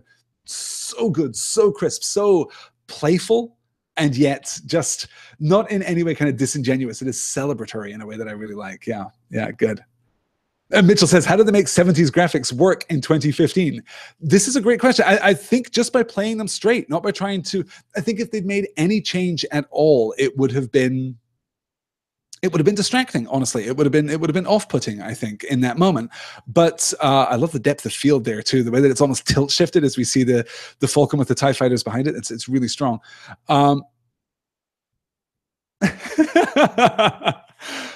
Finn's line there, the cannon stuck in forward position. By which I mean down. I suppose I mean down, right? Forward position is just forward from where I am, that means nothing to you, Rey, right? But the acrobatic athleticism of the Falcon is sufficient for the task. It's a very good sequence. The incredulity of Finn there, not for the last time, as we again race through the wreckage of what has gone before, right? This is the wreckage of the Empire now being put to functional use by Rey. She doesn't care that this is a Star Destroyer. She doesn't care that this used to be a symbol of terror, right? That this shadow would fall across, you know, as we saw in Rogue One, right? That this shadow would fall across the planet and would cause fear. Rey doesn't care. It is a functional thing to be put to whatever use she requires at that moment. And we get this great connection, the fly up and away there, and we're going to get one of my favorite scenes in the entire movie now. This great, you know, the high five sequence between Rey and Finn. BB-8 dropping the cables. I want to see some great use of BB-8's cables. It's so good as they circle each other. I love it very much. I love it very much is what I'm going to say. I don't ship Rey and Finn, weirdly. I don't like them romantically. And I don't, that is perhaps connected to my interpretation of their relationship and informed by my interpretation of their relationship. I don't necessarily see them working best as a romantic couple, but I do absolutely see them working best as siblings. And hey, we've got a certain, there's precedent for that in the Star Wars universe, of course. I like that sequence very much. I was saying that I want to see some imaginative use of BB-8's cables in The Last Jedi. I don't want those to be relegated to the mysterious, you know, R2-D2's jump jets, you know, that weird dusty corner of the Star Wars canon that we just don't ever talk about. It's fine. Now, I am critical of Kylo Ren. I don't find Kylo Ren to be a particularly compelling antagonist in the course of this movie. He is interesting. I don't love Adam Driver's performance, I must admit, but there are things that really work for me, and his danger, his sudden and untamed fury is actually very effective here. It's not designed to intimidate in the way that Darth Vader's entire deal was designed to intimidate, right? Vader, like the Death Star, is for the Empire a tool of intimidation. He is there to cause fear and to inspire a certain fearful obedience. Kylo Ren is not. That is not his deal. He is a weapon. He is barely leashed here. And we get there, of course, our first beat of foreshadowing that Kylo Ren is in fact aware of Rey. What girl? Well, maybe they know each other because they went to the Jedi Academy together. They super didn't go to the Jedi Academy together. It's fine. This sequence is so good. I almost don't want to talk. Occasionally there are these problems when I'm doing the live commentary tracks where there's a scene that I just don't want to talk over because it's so adorable. Finn talking to BB-8 while Rey is repairing the ship. Just brilliant. Just brilliant. The where I'm pointing, look at my finger. That whole sequence is very good. Yes. Mitchell says, and the way the First Order officer was clearly afraid before addressing him, he knows he's going to have a tantrum. Exactly right? He is afraid, but it's not intended to be intimidatory in the way that Vader is intended to be intimidatory, right? This fear is not, Lord Vader, I have something to tell you and I know you're not going to be happy and I know that you're probably going to take it out on some minor functionary, right? It's not that. It's, I'm going to tell you this thing and you are going to lose your mind. And if you hurt me, it won't be because I am being punished. It is because you are going to lose your mind. That's a stark difference. And it's indicative of the difference between the First Order and the Empire in general, I think. Yeah. Yes, exactly right. Hadrian says, also Vader would have killed the officer. Kylo as a joke. Again, he's not a tool of the First Order in the way that Vader was a tool of the Empire, I think. Yeah. And as Hadrian points out too, he's also not as evil as he wants to be. Very good. Yes. Good. Lily says the sarcastic shocked jump back is the best. Where do you guys fall on the BB-8's gesture? Is BB-8 giving Finn a thumb up or is BB-8 raising a middle digit at Finn? I've seen some different interpretations of this on the internet. To me, it always reads as a thumb up. Like I don't see BB-8 as having enough snark about him to flip that middle digit, and I'm not even sure that is a gesture that would mean anything in the world of Star Wars, but I do like it as a possible alternative reading, I must admit. Good, good. Austin points out that Kylo has only been with the First Order for 6-ish years. Joe says the lighter thumbs up is perfect. Yes, I think so too. I love that very much. Yeah, good, good. Angela says that. Excuse me. Angela says, I think Kylo has potential. He has a fakeness now because he's trying so hard to be Vader. This is what I'm so interested in, right? One possible thing that you could do with Kylo is with Ben is to bring him out of that. And I'm going to stop talking about Kylo Ren, guys, because Han Solo has entered the building, and so has Chewie. We're home. The way that the action drops out, the way that we hold that shot longer than we would expect to, it kind of moves with Han as he comes into the Millennium Falcon just a little bit. We get the rise of the theme, of course, of the fanfare in the background. It's utterly perfect. And the clash here between the new and old, everything that it should be.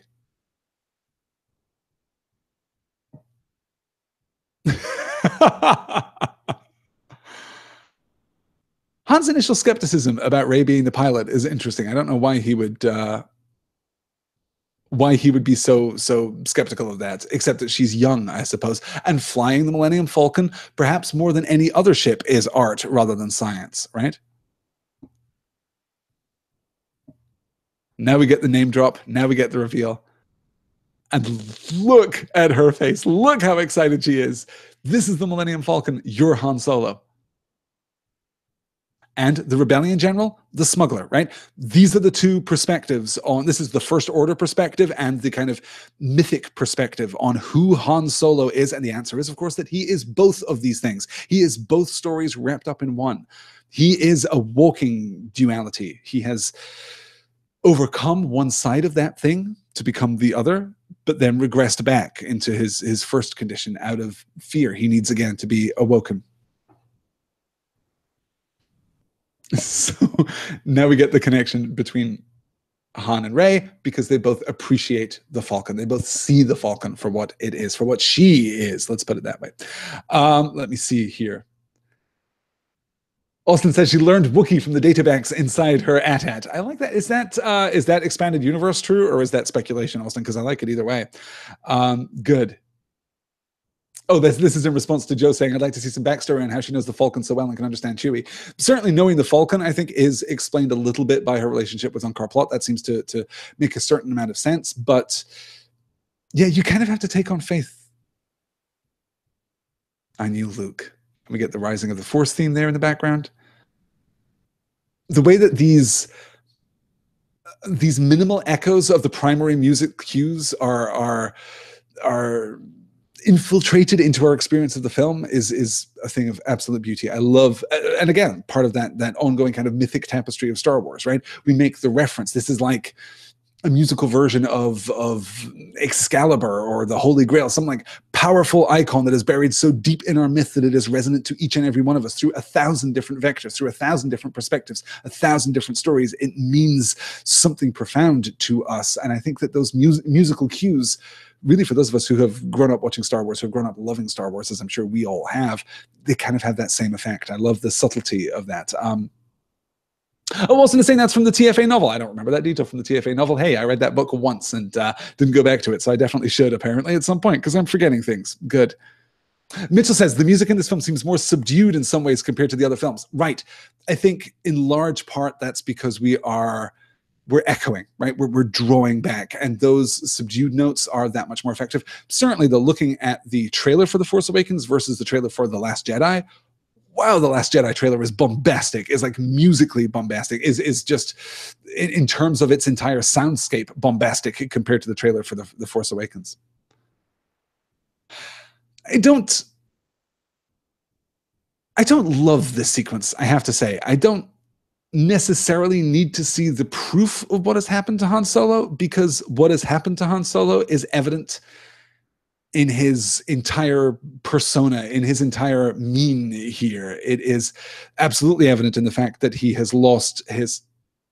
I also just okay, real nitpick on the script there. Don't like the way that we repeat Conja Club 15 times. Anyway, I don't necessarily think that we need to see this. I don't necessarily think that we need to forge this connection between Rey and Han, which is the actual functional, that is the narratively functional part of this sequence. it does feel a little bit like we're looking at the clock and thinking, well, we haven't had an action sequence in a while. We should probably have an action sequence now. I'm not crazy about it. I mean, I think the dialogue is actually pretty strong, and I like Harrison Ford's delivery very much. But yes. As Dan agreeing with me here, pirate scene here is probably my least favorite in the film. Yeah, I'm kind of there. Scottish in Space calls out Austin, which I find very distracting. There are two fugitives. Why are you Scottish? Why are you Scottish, guy? Like, I understand that, and I understand that we've used English accents traditionally for the Empire and American accents for the Resistance, or for the Rebellion. That's fine. Like, I don't need to introduce more than that. I don't know. It just stands out to me particularly because, of course, my ear for Scottish accents is that much more pronounced. Let me see here. As I scroll back up to find out what it was that Thinking of You was saying. Oh, are we speculating here that Rey is Han's daughter? Is that where we are? Gosh, the YouTube chat is going crazy tonight. This is terrible. Yeah, I think maybe so. Yes, okay. And yeah, we're observing the pivot here to Han as the mentor figure, which I like quite a lot. Joe says this scene just produced some cool bad guy toys, probably why it exists. Yeah, also that. Which is fine. I mean, we've had extraneous action sequences in the Star Wars movies before. You know, there's arguably one extraneous action sequence in every single one of the Star Wars movies, at least. But yeah. At least this is beautifully shot. We get that at least.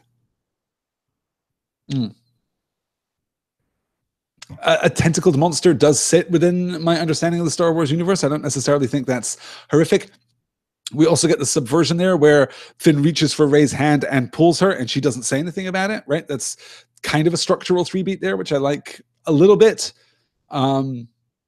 Which I would like probably more if it didn't involve the implicit damseling of Rey in that moment, but it's good enough. I like that she is not on her own turf here, that she is out of the boundary of her own experience here.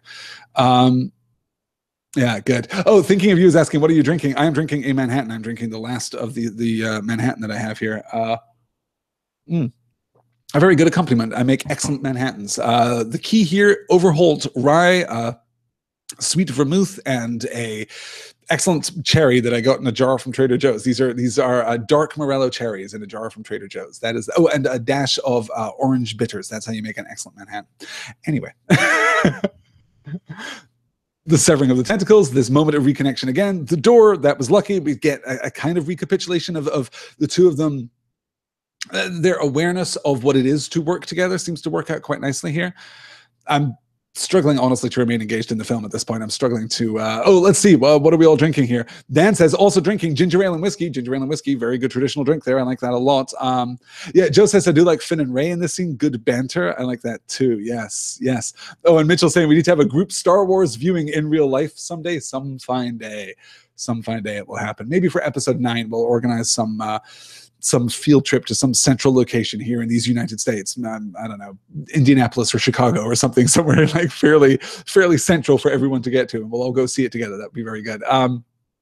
Save Girl 309 is drinking lemonade. Katie's drinking a black lager. That's very good. Yes. And Mitchell saying the joke about someone finally using the bowcaster. Yes, a very good joke. Okay. Here we get Han and Rey in the cockpit of the Millennium Falcon. There is a certain criticism of this movie, and this is kind of a specific subset of the more general criticism of Rey's Mary Sue-ness, that Rey is a perfect character who just perfects her way through this film and is better at everything than everyone and doesn't earn her place, that she's an unconvincing character. I have no patience for that line of argument at all. This is Star Wars, you guys. Characters who are inexplicably and immediately good at things that they don't have any clue about, that is woven into the very DNA of a Star Wars movie. When we get to the briefing scene at the end of the second act of A New Hope, where we are locking off our conflict here and we're having the briefing on the thermal exhaust port on the Death Star, and Luke says, well, that's not much bigger than a Womp Rat, and I used to bullseye those in my T-16 back home. This farm boy hick is talking about shooting wildlife in his speeder back on Tatooine, and everyone's like, oh yeah, no, great point. You should definitely come on this mission with us. We only have a limited number of X-Wings, but yeah, no, sounds great. You should definitely do that. being inexplicably and suddenly good at things is part of the Star Wars. It's part of Star Wars. It's part of the kind of thematic landscape of Star Wars, I suppose, is what I'm struggling toward there, what I'm struggling to say there. It is a convention of the universe that people are very, very good at things naturally by dint of talent, not by dint of training. And in that sense, it is very much a Western fantasy story, right? Because heroes in Western fantasy stories, Western European fantasy stories, and American fantasy stories are generally exceptional by dint of birth or by dint of some special talent that they don't have to practice. If you look at, in particular, Japanese and Korean archetypal traditions, then you'll see a very different story. Heroes there train. They really practice. Like, the virtue of excellence comes from honing one's craft and honing one's skill in that, again, that fantasy archetypal tradition in a way that is discordant with our shared kind of cultural heritage here in the United States and in the kind of Anglo-centric Western European traditions. Star Wars absolutely embodies that. I have no problem with Rey being incredibly gifted at piloting the Millennium Falcon because, as I say, it's more art than science, because it is an intuitive thing for her. I'm just talking all over the Kylo Ren and Snoke scene there because I really don't want to talk about the Kylo Ren and Snoke scene. Then we cut back to the Millennium Falcon. And I have even less patience for the assertion that Rey is in any way more of a Mary Sue or more of, I don't like Mary Sue either because of the way that is uniquely gendered and kind of unpleasantly gendered in online discourse. I have no patience for the argument that Rey is less deserving of her exceptional status within the narrative frame of this movie than any number of other characters, than Anakin Skywalker, Luke Skywalker, even Obi-Wan Kenobi to a certain degree. The patience that Obi-Wan Kenobi is shown by the Jedi Council and by, you know, everyone that he interacts with through the prequel trilogy, for example. Han, even. Lando, certainly. There are so many characters who are just given a pass on this, and what unifies all of those characters is that they are male. My problem with the Mary Sue objection to Rey, apart from the fact that it isn't textually supported, I think, at all, is that it is extremely gendered. It is extremely dismissive of a strong female character, and that is really problematic, actually. I love Rey for what it's worth. I love, too, in the sequence here in the crew compartment. Look at that wide shot of the crew compartment. I just adore it. The detail is perfect. I love the casual, easy interaction that we get here. And so BB-8 reveals his top secret information. The part of the star map leading to Luke Skywalker. Chewie's interest there as he sits up and kind of gets off the bench is just very, very good too. Yeah. And the way, of course, that the blue light of this holographic map reflects on Han's face, reflects on everyone as they're watching. You see it there, the half on Rey's face as she's watching, awestruck, as we get the story. This is the scene. The echo there of what we will get of Han's story, the kind of foreshadowing of what we will get of Han's story. It's a beautifully composed shot.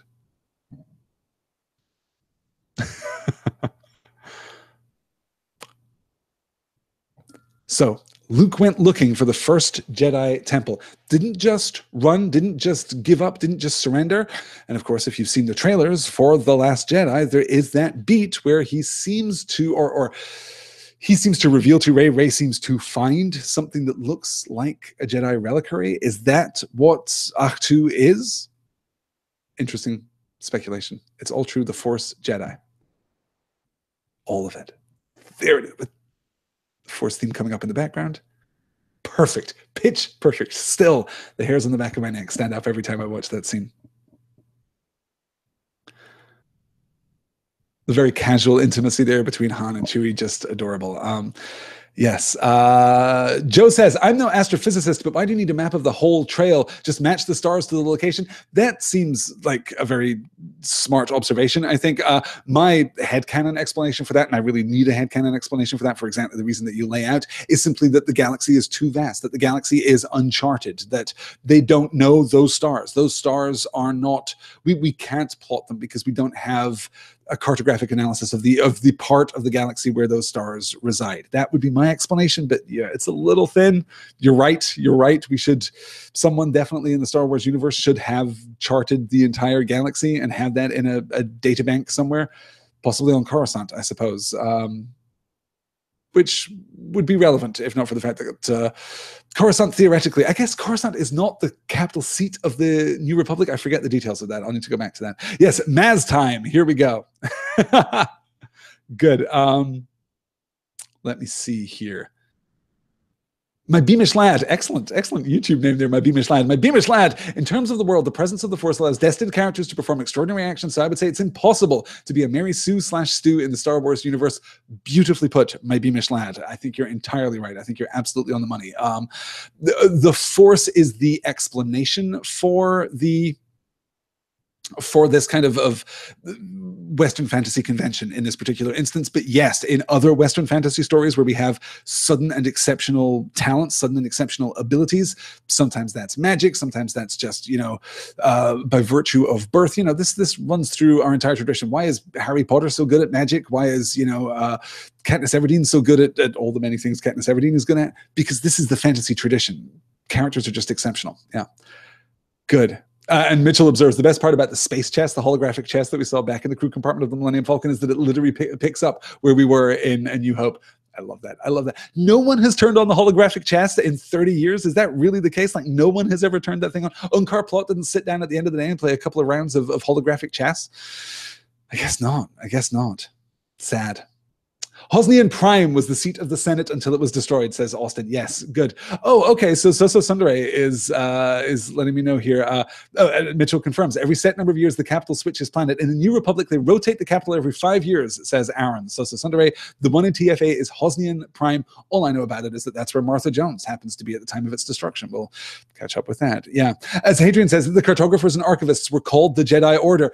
Absolutely right. And of course, as we saw back in Attack of the Clones, those records were incomplete. Kamino has been stricken from the record. Well, who the hell knows which other planets have been stricken from the record? If Ahtu was stricken from the record back at that point, then this map would be of even less use, right? Perhaps even the cardinal stars that would indicate a direction to travel in at that point would be useless too. Yeah, good. Okay. It's paw activated, says Kim Clark. No one else could play the holographic chess except for the Wookiee. Yeah, that makes a lot of sense, actually. I like that. Good. Oh, Mitchell's thanking me for saying his name right on Excelsior. Mitchell actually made us a fantastic bumper for the Excelsior podcast that I produce over at Common Room Radio with Sarah K. Pizant and Vinton Bain. It's a lot of fun. Here's our introduction to Maz Kanata. Just a brilliant original character. Just a fantastic creation here. Absolutely of a part with our expectation of the Star Wars universe, and yet original, refreshing, unique. I adore Maz in every possible way. The voice performance is great. The CGI, I think, is great. The goggles even are just beautiful.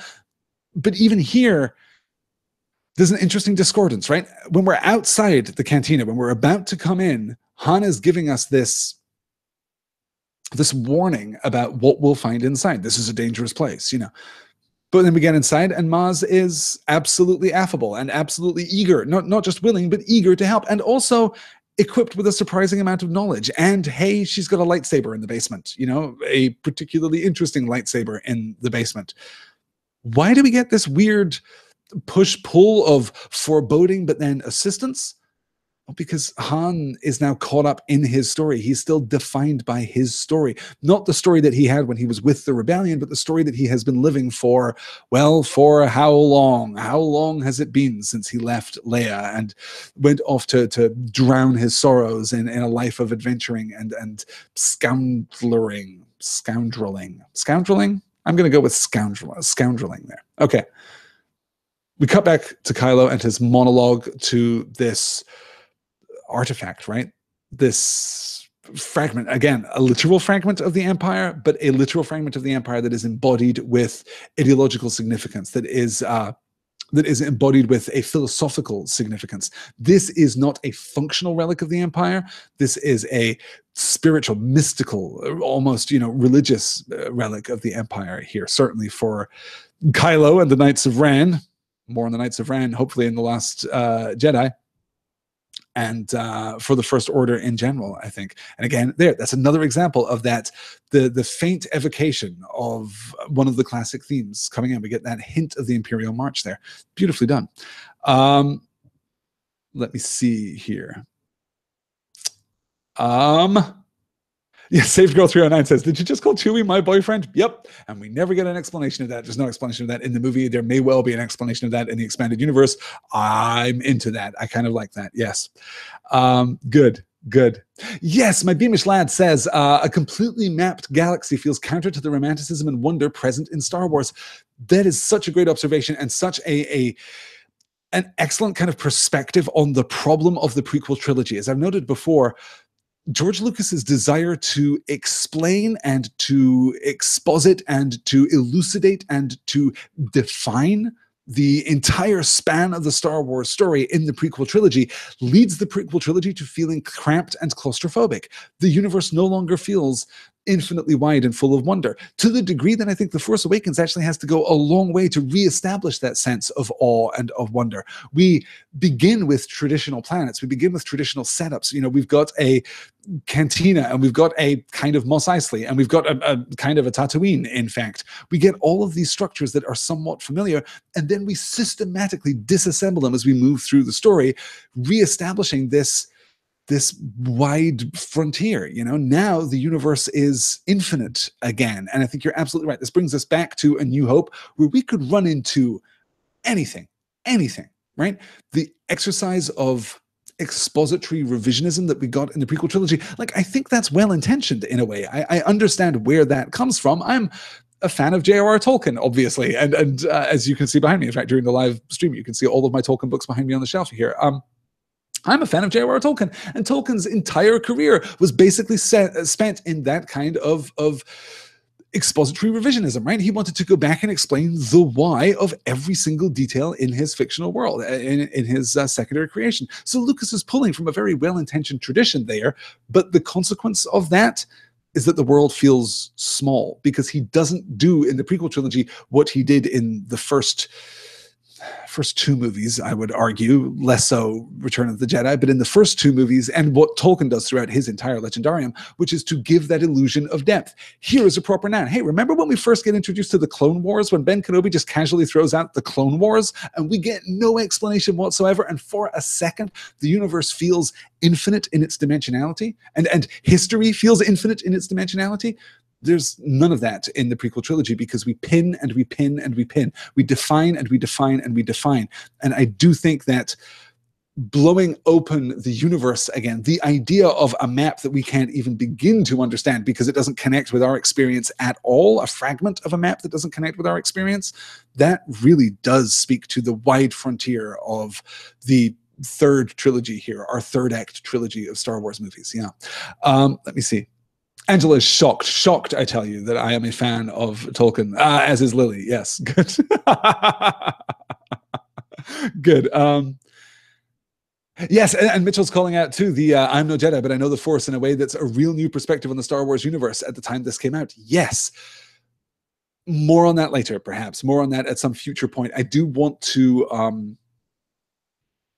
I've started preparing, and this is, again, me, in my tradition of making rash promises about content that I'm going to create in the future, I have started preparing a definitive catalog of the uses of the Force, both explicit uses of the Force, both the kind of manifestation of Jedi and Sith powers, but also things in the original trilogy and the prequel trilogy which might be attributed to the Force, nudges and prophetic dreams and visions and suggestions and hints and intuitions and things like that. And what I want to do is kind of complete this work and maybe put it up on a wiki page somewhere, and then distill from that a better understanding of what the Force actually is and how the Force actually works. And we get some evolution here too. Rey's Force visions seem to be more powerful, more immediate, and more physical than Force visions that we've seen in the past. And also we get examples like Kylo Ren reading minds, right? That seems to be a progression of something that we may have been keyed to expect earlier, but didn't actually get outright. So now, speaking of Rey's Force vision, of course, we're pushing in here. Good. Hadrian says Rogue One will be a lot of fun. Yes, I think you're right. The Battle of Tanab, yes, very good. Yeah. Yeah, exactly. As Joe says, very Tolkien-esque. Just assume the viewers slash readers are as familiar with the universe as the characters, right? Throw out a proper Nan and let the readers do the work. Let the viewers do the work. It rewards our investment of belief. And if you've heard me talk about stories, you've heard me talk about suspension of disbelief and how the very notion of suspension of disbelief misunderstands our approach to stories and storytelling as human beings. We do not suspend our disbelief. Disbelief is not our natural state. Belief is our natural state. Credulity is our natural state. You know, it's a horribly misaligned metaphor for the investment of belief in a fictional world and the emotional rewards that we get from that. Here is our mysterious box o' wonders, and then I love BB-8 just moving in the background there too. The little motion in that sequence, in the stillness of this moment. And then we get the lightsaber.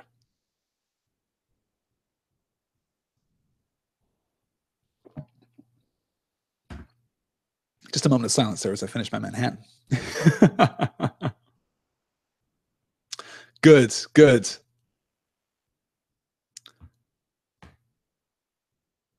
Yeah, the sharp pulling there into the industrial environment. We get the shattering.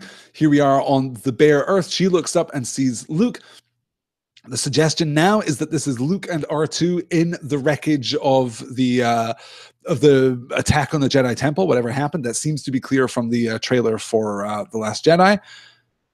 And we get Kylo and the Knights of Ren in the rain. He looks at her. That is clearly a moment, a vision, if you will, from the past. Then we get Rey seeing herself in the meaty fist there of Unkar Plot, and the accelerating ship out of the atmosphere, and then into the vision of the future that I think we get. Now, I wonder if that sequence in the rain with Kylo and the Knights of Ren in the rain, when he seems to see her, I wonder if he literally saw her. I wonder if that is the explanation that we get for that line at the beginning, the girl, you know, when he is suspicious of the presence of a girl thanks to Poe Dameron. If he's keyed to expect a girl, not because of a personal connection with her, but because of the shared vision. It's possible, at least. Can we get that Obi-Wan Solo movie? Ewan did do part of the voiceover. Yes, so good that he was included in the voiceover. I would love an Obi-Wan trilogy movie, Obi-Wan trilogy, or even just an Obi-Wan anthology movie. You know, the same way that we're getting the Han Solo story. I think that Ewan McGregor is now the perfect age to play, you know, pre-ANH Obi-Wan Kenobi on Tatooine. I would love a side adventure for that character. I think that for all the problems of the prequel trilogy, Ewan McGregor is great as Obi-Wan throughout. I think he's just fantastic. So I'm I would be very interested in that. I hope that's another story that we're going to get.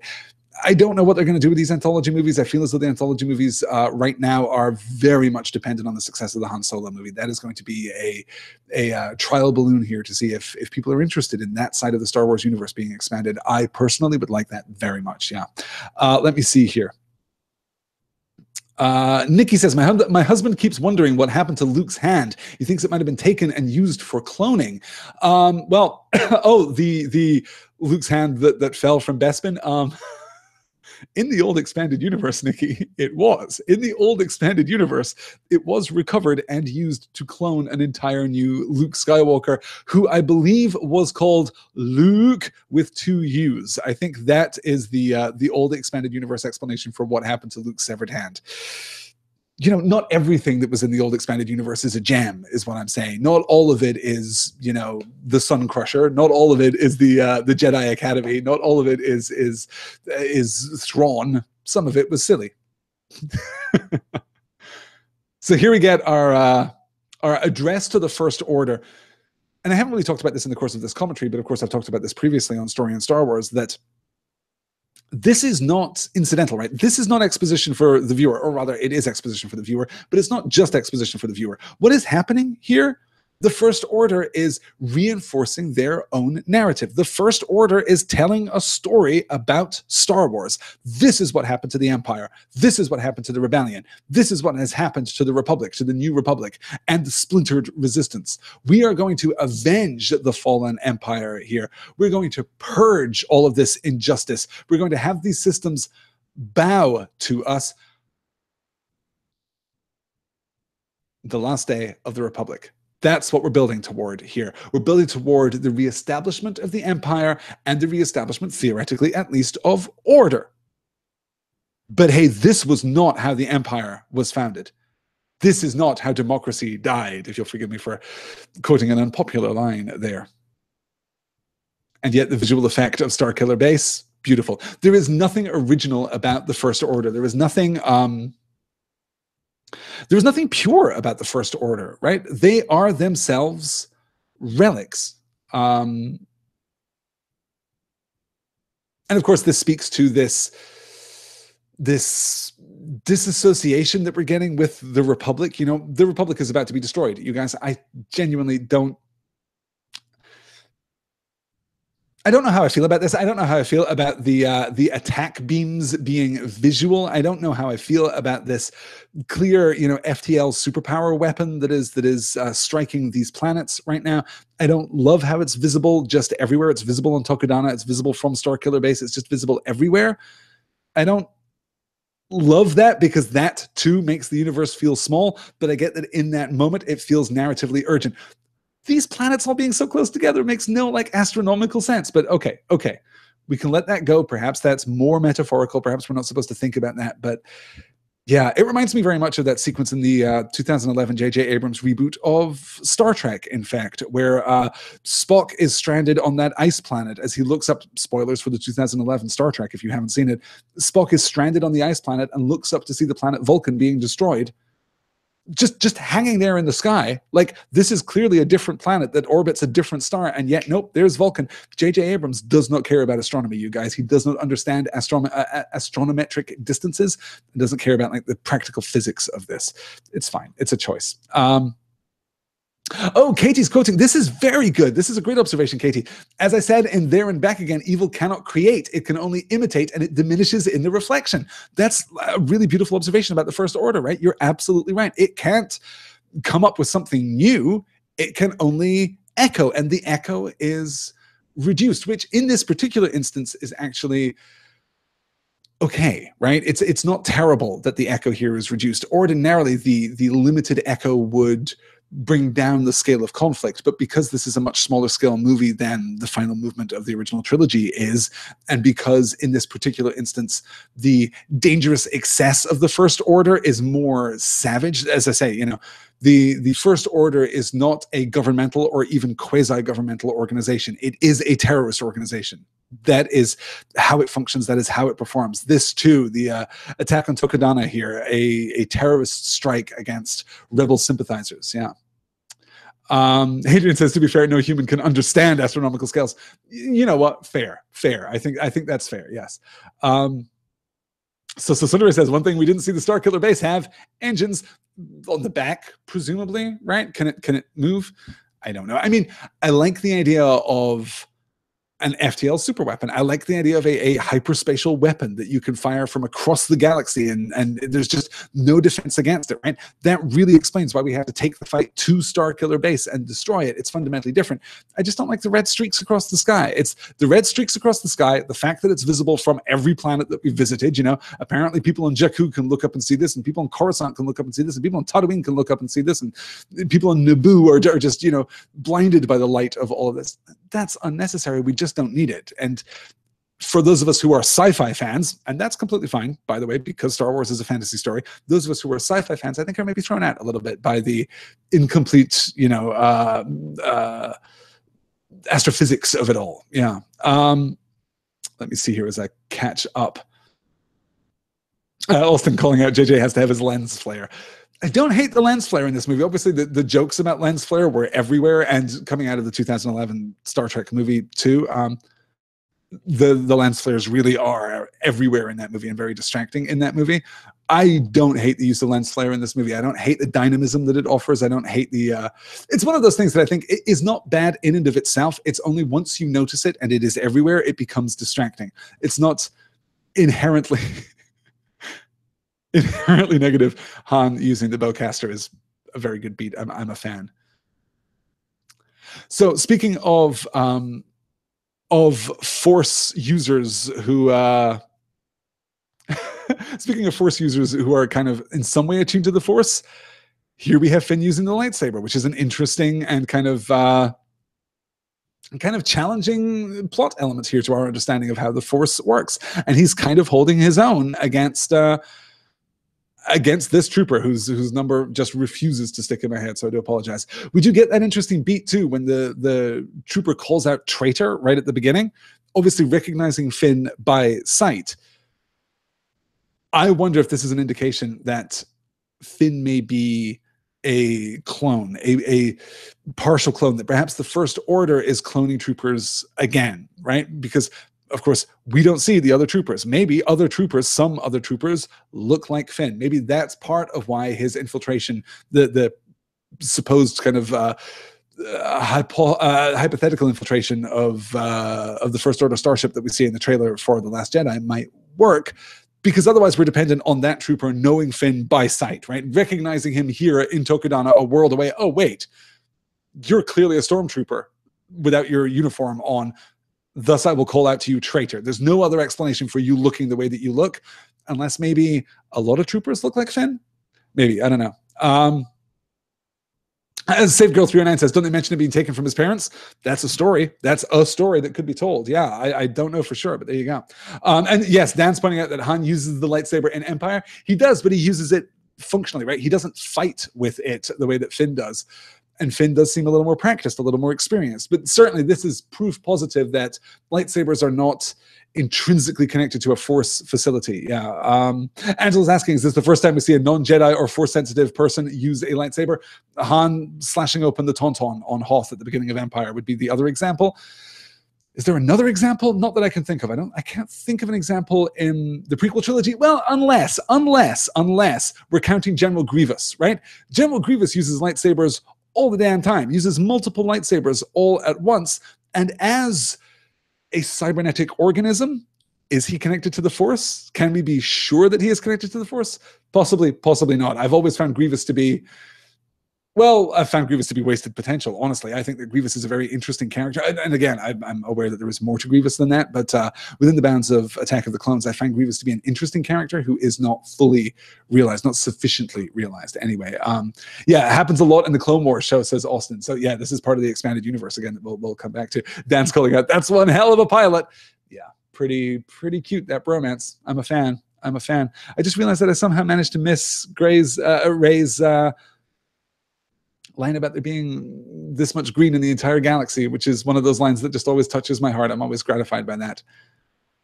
So the first interaction here between Rey and Kylo Ren, who is just implacable in a really interesting way. But even there, as he's deflecting the bolts, there's none of the fluidity that we would see from Obi-Wan and none of the kind of discipline, that cold, severe discipline that we would see from Darth Vader. He's still savage. He's hitting those bolts away. He's not just deflecting them. He's slashing at them. There's no discipline to Kylo Ren, and that's a really interesting choice for a primary dark side antagonist within the frame of this movie, because it is so different to what we've seen before. Good. Let me see here. Good. As I scroll back through the YouTube chat, trying to catch up with everything, you guys are, yes. Yeah, as my Beamish Lad is pointing out, the First Order could also put out a bulletin showing Finn's face and naming him a turncoat. Possibly, yes. That is also possible. It's just an interesting point of speculation, I think, that traitor, yes, I like that. But of course, you would expect, given that the First Order has re-education centers, given that the First Order obviously has a loyalty problem, I think the severity with which the First Order would deal with traitors and the kind of narratives that they would construct around traitors would be very forceful. They would be very powerful and profound. So yes, that's also a very good explanation. Good. As Alan Arnado says, posted his face all over Starkiller Base. Yes. Have you seen this boy? Good. Nicole says, it always seemed to me that it was implied the Force was within everyone, just in varying levels. Theoretically, wouldn't that make more people than you would think could use a lightsaber? Yes, possibly yes. I like that as an explanation, right? I don't like, metaphysically, philosophically, I'm less moved by a version of the Force that is the sole preserve of a few space wizards, right? Oh no, the Force is everywhere. It binds us all together. Luminous beings are we, not this crude matter, as Yoda says. But actually, the vast majority of the people are completely insensitive to the Force. The vast majority of people, like 99.99% of the entire galaxy, is never going to feel the Force at all. I prefer the explanation that actually most people will feel the tug of the Force from time to time, and it will be intuition, that it will be that shiver, that it will be deja vu or goosebumps or whatever. It will be something, or even just moments of awe and of wonder.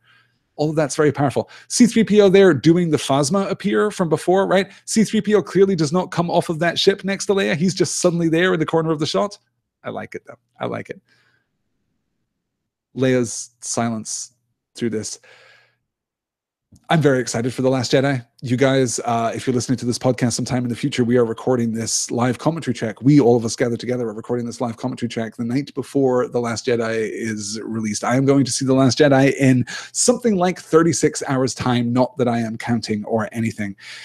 And though I am very excited to see that movie, there is going to be a significant shadow right at the heart of that film, which is caused by the untimely and cruel demise of Carrie Fisher. She is preposterously good in The Force Awakens.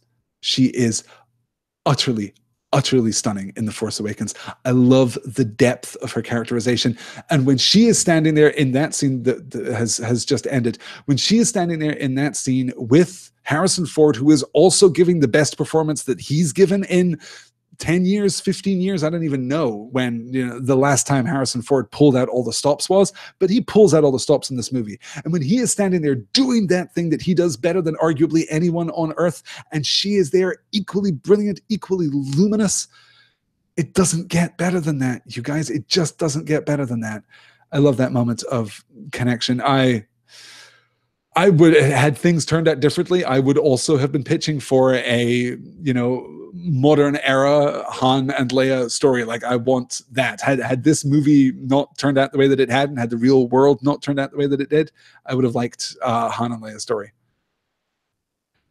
Now we get the unification of Poe and Finn, which is just so darling. It is so pure and good and innocent. The buddy and the hug and the whole physicality of it.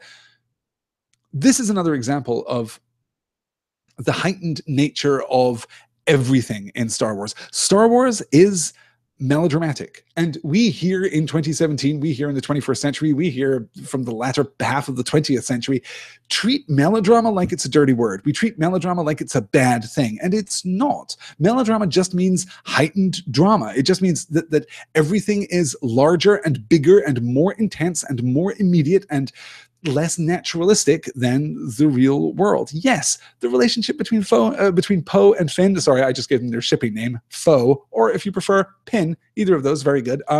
The dynamic between the two of them maybe feels a little swift, maybe feels a little forced compared to, real life relationships. And if we were watching some, naturalistic primetime drama. I love this interaction.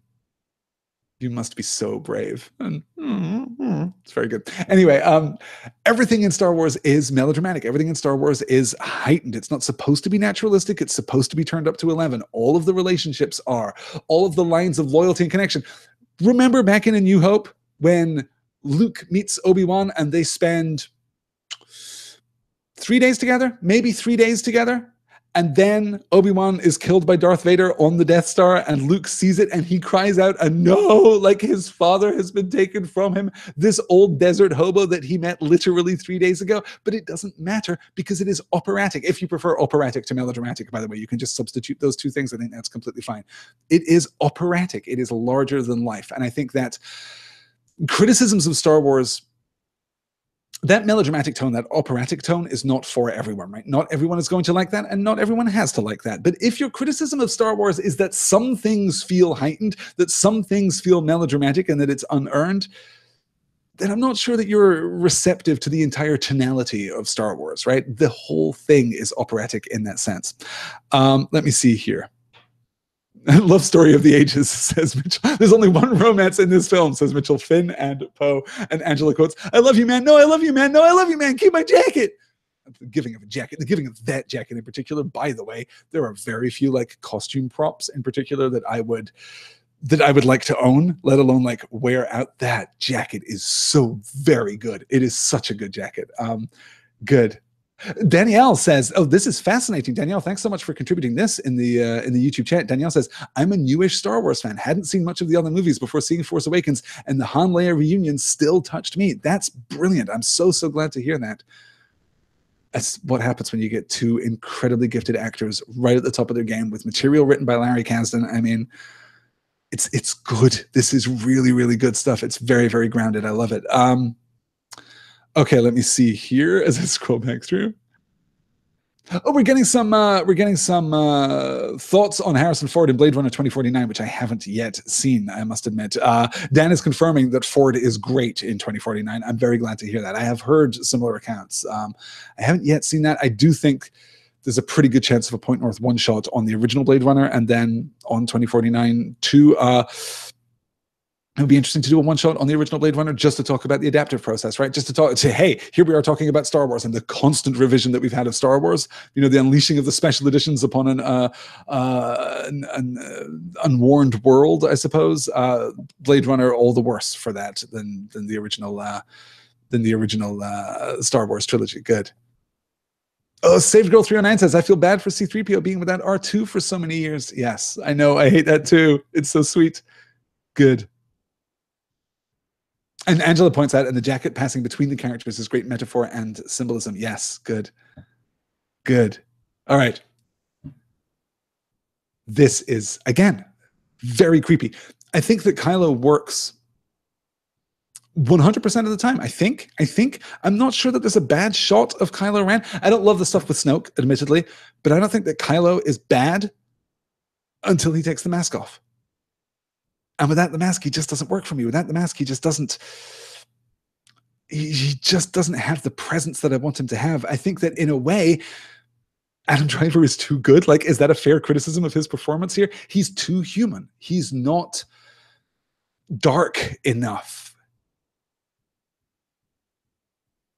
And also too young, which I get is part of the point, part of the purpose here, but yeah. Barely constrained too. I love that idea that even as he's talking, he's on the edge. He's just ready to go. At any minute, he could hurl himself out into fury and into wrath. Yeah.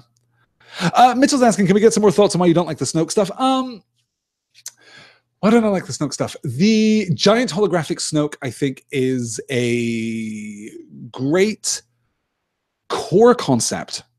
Like, I understand why someone came up with that idea, but I don't think that it works well in the execution. I think it leads to some uncomfortable framing in that sequence. I think that it leads to some just some odd cinematography. Like, the angles that we get on these characters just aren't necessarily what I would want them to be.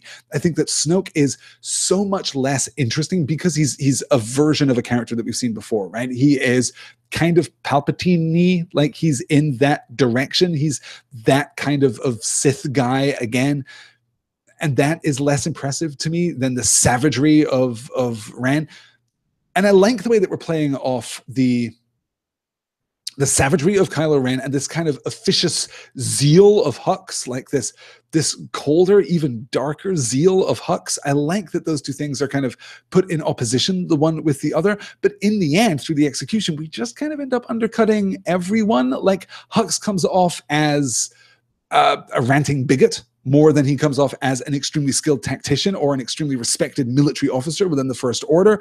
And Ren comes off as a narcissistic, pitiable, adolescent. I don't think that because of the specific execution of those sequences, either one of them is empowered by it. I think they are reduced by it. And that is problematic. And there is the sense, I think, just because they are both so young, and this obviously affects me more as I am watching these movies again after I've seen, the last movement of the story, after I've reached this scene in particular. Watching the earlier scene does make them feel like two, toddlers who have been called to their dad's study, right? And Papa Snoke is just very disappointed in you both. Yeah, it lacks again, it's the one thing in the story that feels like first thought is good thought, right? That again, here we are, back to Snoke. We've got Ren, we've got Hux. They're squabbling in a way that isn't particularly dynamic, isn't particularly engaging. And Snoke, from his appearance to his voice to Andy Serkis's performance to the concept of this withered old, creature here, it all just rings of good enough, which is unfortunate. And I'm sure that it isn't good enough, right? I'm sure that it went through numerous design decisions, but that is what happened to me. That is what happened to trigger that response in me. Yeah, they become children, as Mitchell says. Yes, yeah, that's exactly where I am. Good. And Snoke also, says Dan, is just a terrible, terrible name. Yes, Snoke also a very bad name. Snoke is the. Wait, let me just run through here. Yeah, Snoke is the George Lucas name in this entire movie, right? Everyone else gets names that are recognizably Star Wars-y, but aren't, I suppose, okay, Poe Dameron actually is pretty damn George Lucas too, which is fine. Lucas just had a sensibility about that. Like, he obviously had a sense of what a Star Wars name is, but he didn't necessarily have an ear for what makes a euphonious or mellifluous name, what makes a dynamic name. Kylo Ren is actually a great name. General Hux is a great name. Captain Phasma is a great name. Snoke, Supreme Leader Snoke, no, doesn't do it for me. Doesn't resonate for me. You all probably know this, I'm sure, but that stormtrooper, the I'll tighten those restraints scavenger scum, that's Daniel Craig. That's James Bond actually playing that stormtrooper. He was shooting, what would it have been? Quantum of Solace? Skyfall? Either Quantum of Solace or Skyfall, I'm sure, at Pinewood at the same time. So he was pulled in to play this. You can hear it. It's very cute. He's doing his very bad American accent, which I kind of love. Yes, yes. Angela's calling out, hello, Daniel Craig. Unkar Plot. Yeah, no, I was thinking Unkar Plot, but even Unkar Plot has a nice... No, yeah, no, I like Unkar. I guess, okay, yes.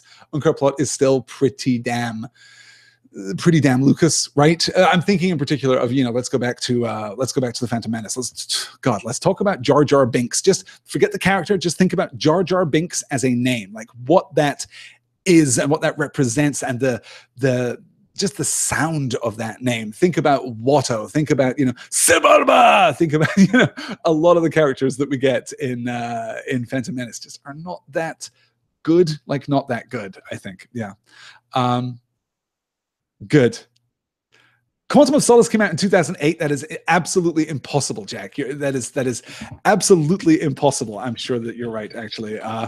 My sense of time passing is apparently not as good as it should be. Let me see here. As I look up, it would have been Spectre. Good Lord, you guys. It would have been Spectre that he was shooting. That was the last James Bond movie. How can that be possible? Daniel Craig is coming back for 2 more James Bond movies. I don't know how you guys feel about James Bond. I'm actually kind of a fan of James Bond. I'm kind of a fan of Daniel Craig, even though he's only done one movie that I really like, which was Casino Royale. I quite like Skyfall. Quantum of Solace is a hot mess, and Spectre is very boring. It is a very boring James Bond movie, which is maybe the worst thing that can happen to a James Bond movie. Okay, so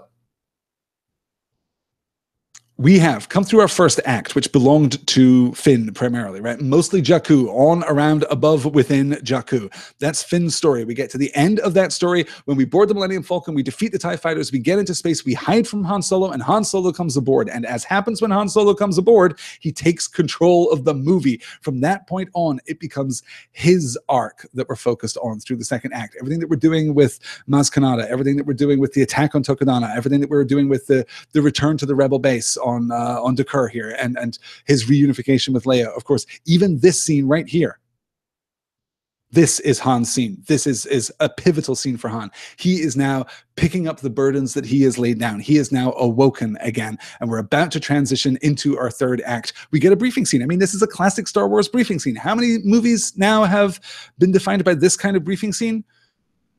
3, I guess. This is maybe the 4th time that this has happened. I'm thinking of Phantom Menace kind of has a version of that, and then obviously both A New Hope and Return of the Jedi have that version of that scene. So yeah, I think this is the 4th time that we've done this in 7 films, and I'm kind of into it.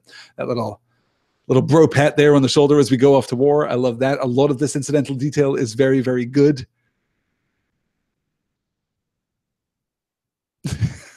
The little ADR to Now You Tell Me from Finn is very cute too. And here we get a great moment of connection. Oh, and still so flirty, still so intimate, still so romantic, the two of them. I just love it. I don't really want to talk over this dialogue. It wasn't all bad. Oh, and we can't help but be reminded of the intertextuality here, too. These are characters within Star Wars talking about their real history, but these are also actors outside of Star Wars talking about their experience of Star Wars. And then they're talking to us, people who love Star Wars, about our experience of Star Wars. When we're looking back at the first 6 movies in the series and thinking, wasn't all bad, was it? Some of it was good. It was true, and it was good, and it matters. Yeah. Yeah, Mitchell asking the question, which, oh boy, this is the question. So why didn't we use hyperspace to get into the Death Star 2? I suppose the bigger question here would be, why does Starkiller Base have a shield? Why does Starkiller Base have a shield? It doesn't matter, like at all. It doesn't matter. Why isn't Starkiller Base protected by, defense batteries? Why isn't it protected by, some kind of significant countermeasures that we don't have to bypass with this completely unnecessary hyperspatial jump?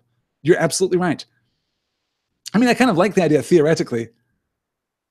We could have done this to the Death Star 2. We could have coordinated this. Maybe we didn't know that this was the case back with the Death Star 2. This is, yeah.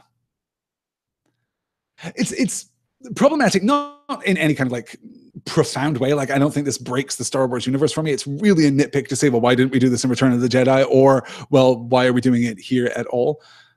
The problem is just the lack of structural focus, that this is a complication that we introduce and then immediately dispense with. And when you do that, you're just burning time. Like, these are just incidental details that you're giving to your viewers to carry. This is just busy work for your plot here. This is kind of like the attack on the freighter back in back at the end of the first act, or back in the beginning of the second act, I guess.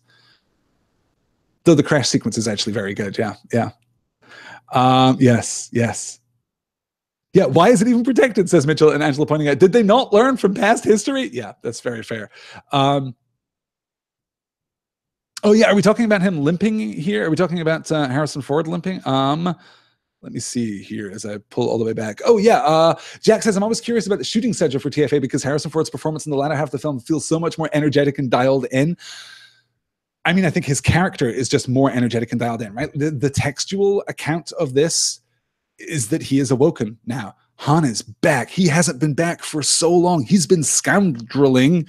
I'm still unsure about that form of that word, but I'm going to stick with it. I'm going to stick with it and keep practicing it and make it work. He's been scoundreling his way around the universe, but he hasn't really been himself. And now he's himself. Now he's got that spark back. So I see that as a textual account, but I think you're also absolutely right. He went through some physical trouble, right? He hurt himself quite badly. And apparently, by all accounts, J.J. Abrams also hurt himself quite badly while trying to help Harrison Ford after whatever it was. What was the story that the ramp crushed his leg? Or yeah, he broke his foot during shooting. I think it was on the ramp for the Millennium Falcon. Is that right? Or it was definitely on the Falcon. I know that it was some part of that. That's not how the Force works. We're all quoting that line. I love that. It's so good. Yeah. Good.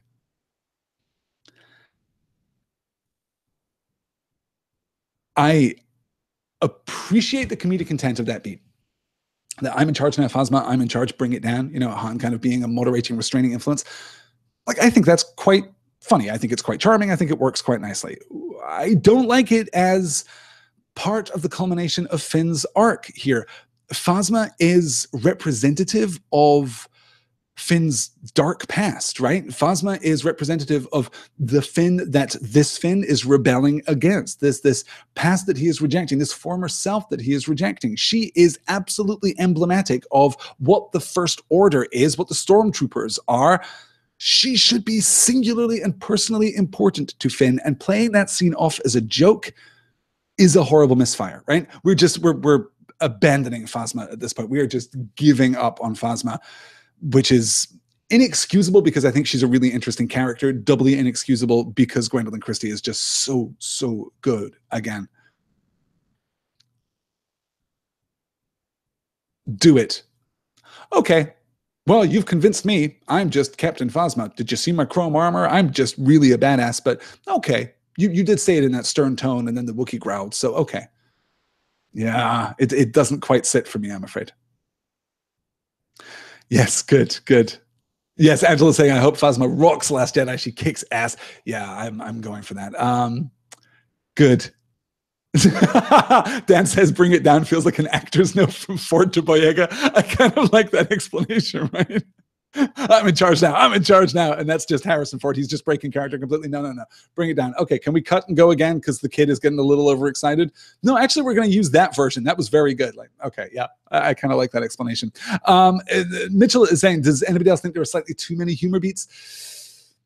I think the problem with this movie's approach to humor is not that it is more funny than the previous Star Wars movies. Not all of the previous Star Wars movies. I mean, good Lord, there's a long, hard march between chuckles if you're watching Empire, you know? But I do think that in previous Star Wars movies, we have given the funny moments to particular characters. Like C-3PO is a joke character. Jar Jar Binks is a joke character. We use these characters for humor, which is fine. Here, we don't do that. We actually give the humor beats, we give the comedic beats out to the cast. I love the X-Wing pilots. It's so good. As long as there's light, we've got a chance. Well, there's light, there's hope, you guys. It turns out, hey, is that a metaphor for this entire thing? It's gorgeous. X-Wing's still just a little floaty, but they're better in this sequence than they are in Tokodana. I think I like that very much. What was I talking about? I was talking about something else that has now completely gone. Oh, the moments of humor. Yes, of course. So by spreading out the moments of humor to the cast, it does sometimes feel just a little jokier. And we're also, you know, our cast here is just much more comedically inclined, I think. You know, John Boyega is a genuinely funny guy. Oscar Isaacs is a genuinely funny guy. Not to say that Mark Hamill isn't, or that Carrie Fisher wasn't, or that Harrison, well, I don't actually think that Harrison Ford is actually that funny in real life. I don't think that he's, you know, the jokester or the prankster on set, but there's a more kind of comedic tone throughout. I think that's absolutely true. Whether or not it's too much, well, your mileage may vary. There are a couple of moments for me which feel like they're too much. Mostly those moments where it feels as though the comedy is selling out the drama, right? Like that moment with Phasma. I kind of need that to be a little more. Oh, interesting. Kim is saying Phasma's a double agent. We'll see her turn in the next movie. Prediction, not necessarily truth. She qualifies there. Phasma as a double agent. Interesting. Huh. I don't think I buy that. I could see that as an explanation for why she capitulates so readily at the end of this movie. Like as a retcon, like as a fan theory that I would read on Reddit, I would go, huh, yeah, that's pretty good. That's a good solid explanation. Not sure that I buy it, but hey, potentially we don't know what The Last Jedi is going to bring us as yet. So we just missed our moment of reconciliation between Finn and Rey, and this is, I think, oftentimes overlooked, right? The urgency here is not the urgency between a boy and a girl who are in a romantic relationship. This is not delivered as a romantic relationship from either side, really. But there is a notion of loyalty here. Finn has reawoken to himself after leaving the First Order, and Rey is now awaking to her potential, to her place in the world, to her identity, right? Finn gets his identity, Han gets his identity, brackets back, and Rey gets her identity. That's the awakening arc of the movie. And that's vital for Rey's arc here in the third act because it is a direct counterpoint to the failure of her parents to return to Jakku. Someone that she forged a personal connection with, a very insubstantial and immediate personal connection, admittedly, right? They just met, they were friends, they were thrown together, they got along well enough, but she would never have expected Finn to come after her. She clearly didn't expect Finn to come after her, but he did. He displayed a loyalty which is like unto the loyalty that she displayed to BB-8, right? Loyalty is clearly very important to Rey, but she is usually in the giving position in that relationship rather than the receiving position in that relationship. Here, she receives Finn's loyalty. She sees the proof of that loyalty, and that clearly matters a great deal to her. That gives her that element of her identity that will define her through the end of the movie, and I'm sure into The Last Jedi too. Yes, Lily puts this perfectly here in the YouTube chat. It seems to me that Finn and Rey are both desperate for family and have found it in each other. I like that so much. Yes, good. Oh, Angela's giving us an interesting bit of speculation here. Phasma always has her own agenda, not sides. I love that. That would be very, very good. I'm not sure that that fits with her captain of stormtroopers rank there.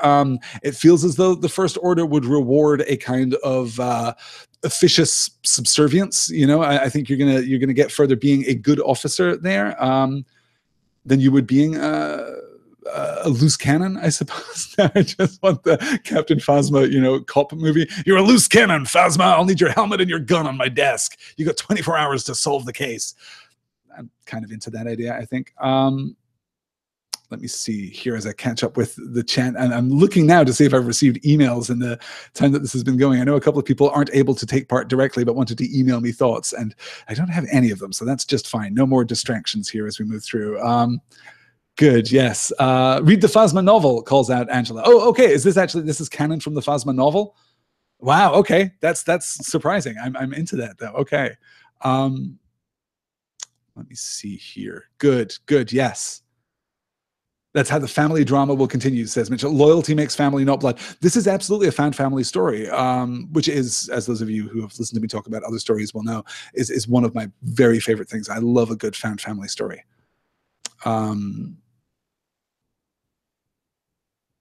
So here we get the confrontation. And that, I think, is the moment when I knew this was going to go badly. I managed to go into The Force Awakens not knowing the reveal, not knowing what happened to Han.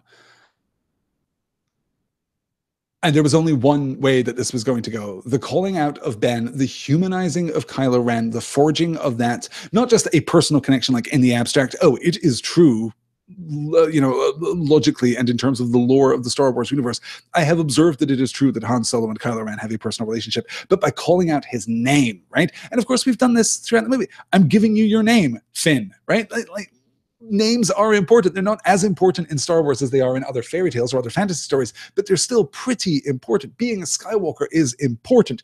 One of the potential arguments about why Luke wasn't, you know, hidden under a concealed name, for example, is that Skywalker is actually important. But here, the calling out of Ben, that was the moment. That was the moment that I knew this was not going to end well. We must note here the light. The light is very profound. I mean, it's very it's so pointed and purposeful as a metaphor, as a visual metaphor, that it's almost impossible to miss. But the specificity of it, I think, is actually beautifully done. The red light falling on Han's face there, the red light falling on Kylo Ren's face, but not completely, right? He's not eclipsing him here. Oh.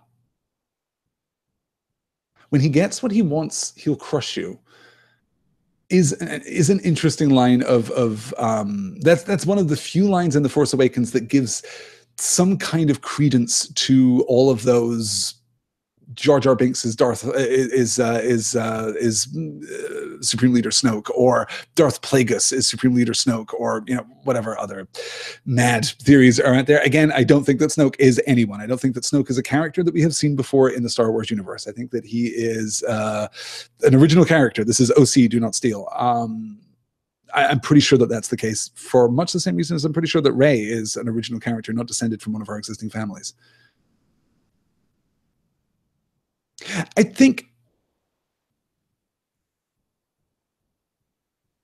my criticism of Adam Driver's performance as Kylo Ren is really connected to Kylo Ren as an antagonist. I think that in these moments, in this moment in particular, he's actually very good. He's actually the awful humanity is actually very good. At what point does Han know what's coming is a really good question. And now the light fades. While there's light, there's hope, but the light is extinguished. The baleful glare is all that remains, the red light upon him. And that's the moment for me. That's the moment when Han knows that this is not going to end well. This is not going to go as he hoped. Chewie's scream of pain. Again, in that moment as Rey calls out "no" with tears in her eyes, and we have that oh, she's such a Mary Sue. Why is she so everywhere in this film? Why is Rey just so extra all the time? Again, specifically, this is the beat that Luke had with Obi-Wan, right? Like, this is the same beat. We can't think it fine for Rey and fine for Luke and not fine for Rey. I think it's part of the echoing between their two characters. And that's Endless Fall is just beautifully shot. But of course, he's falling into the blue, right? He's falling into the light there. He's not in the red darkness on the bridge. He's fallen. Leia feeling the consequence of that, a great disturbance in the Force, I'm sure. One of those minor beats of Leia's Force sensitivity, which I love so much. Yeah. Let me see. Oh, Save Girl 309 is yeah, there's some profanity in the YouTube chat right now aimed at Kylo Ren for being a bad guy. Yeah. Yeah, my Beamish Lad, this is actually a really great pull, right? My Beamish Lad says, I'm not a fan of Kylo Ren that much in the film, but I adore Ben Solo. Like, yes, actually, yes. I think that's pretty much where I am too. Yeah, good. I actually like Kylo Ren very much in the first act. I like masked Kylo Ren and unmasked Ben Solo. Not a big fan of unmasked Kylo Ren, I suppose is where I am. So it's fair to say that I like 2/3 of Adam Driver's performance. There we go. Yeah, Chewie gets the heartbreaking scream, the scream for all of us, says Angela Loreen. Yes. So Sundari says, clone Han. We need 1 million Hans wandering around giving Han that 2 A's. I think that's a perfect strategy, Aaron. I hope that you have a pitch ready for Disney for episode 9. The cloned Han Sulu coming back to pilot the Millennium Falcon. And I'm there.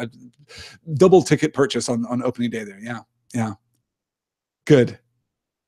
Mitchell says, can we talk about how strong he must be that he just withstood a blaster bolt dead on? Yes, it's interesting. KT's observing too. Harrison Ford has been trying to kill off Han Solo since Empire. Absolutely true. I'm very glad that he didn't. I'm very glad. I mean, that was the reason for the carbonite ending of Empire, right? Is that they just weren't sure what they were going to do with Han's storyline, and if that was going to be the end of it, I know is not actually a bad line to go out on, but this is better. This is stronger. So here we see, I guess, the answer to the blaster bolt conundrum, Mitchell, right? This is the force of will of Kylo Ren. Here he is so deranged. He is so driven by his fury, by his vengeance. He's expecting the dark side to overtake him now. He's expecting all of this confusion, all of this conflict to be resolved within him. And from the novelization of The Force Awakens, the Alan Dean Foster novelization, damn, Finn, good lightsaber ignition. Like, in all the lightsaber ignitions, that's, yeah, definitely a top 3 lightsaber ignition, I think. Very, very good.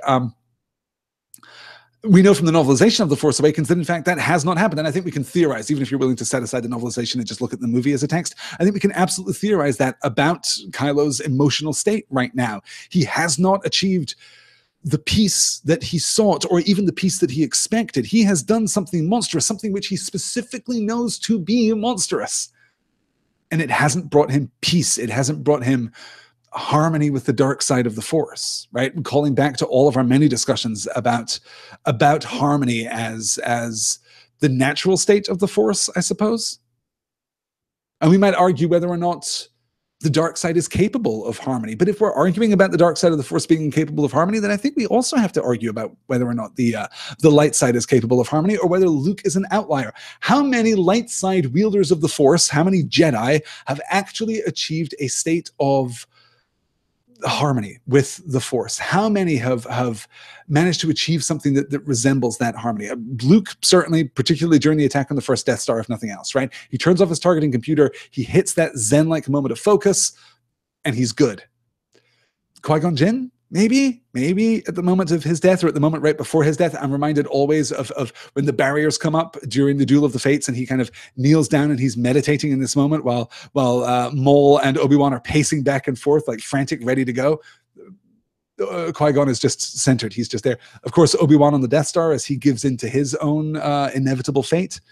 Maybe, there are a few. The ongoing discussion of what the Force really means and represents will, of course, be added to tomorrow when we all go and see the last Jedi. Yeah, particularly if my supposition is right in that the awakening Force and the Last Jedi are connected ideas. That the Force itself is now rousing out of the division between the Jedi and the Sith, right? This seems to be part of the kind of thematic landscape that we're exploring right now. So the cavalry is coming in now to destroy the Starkiller base. Our heroes have opened the necessary hole. Now we're ready to go. We get this echoed trench run here, right? We get the beat that's very reminiscent of the Death Star run. Very reminiscent of the Death Star run, actually. I always forget like how reminiscent it is. When I think of this sequence in the movie, I always think of the first sequence where they come in as the light is fading, but it's this aerial dogfighting that's happening over there. This is very different, yes.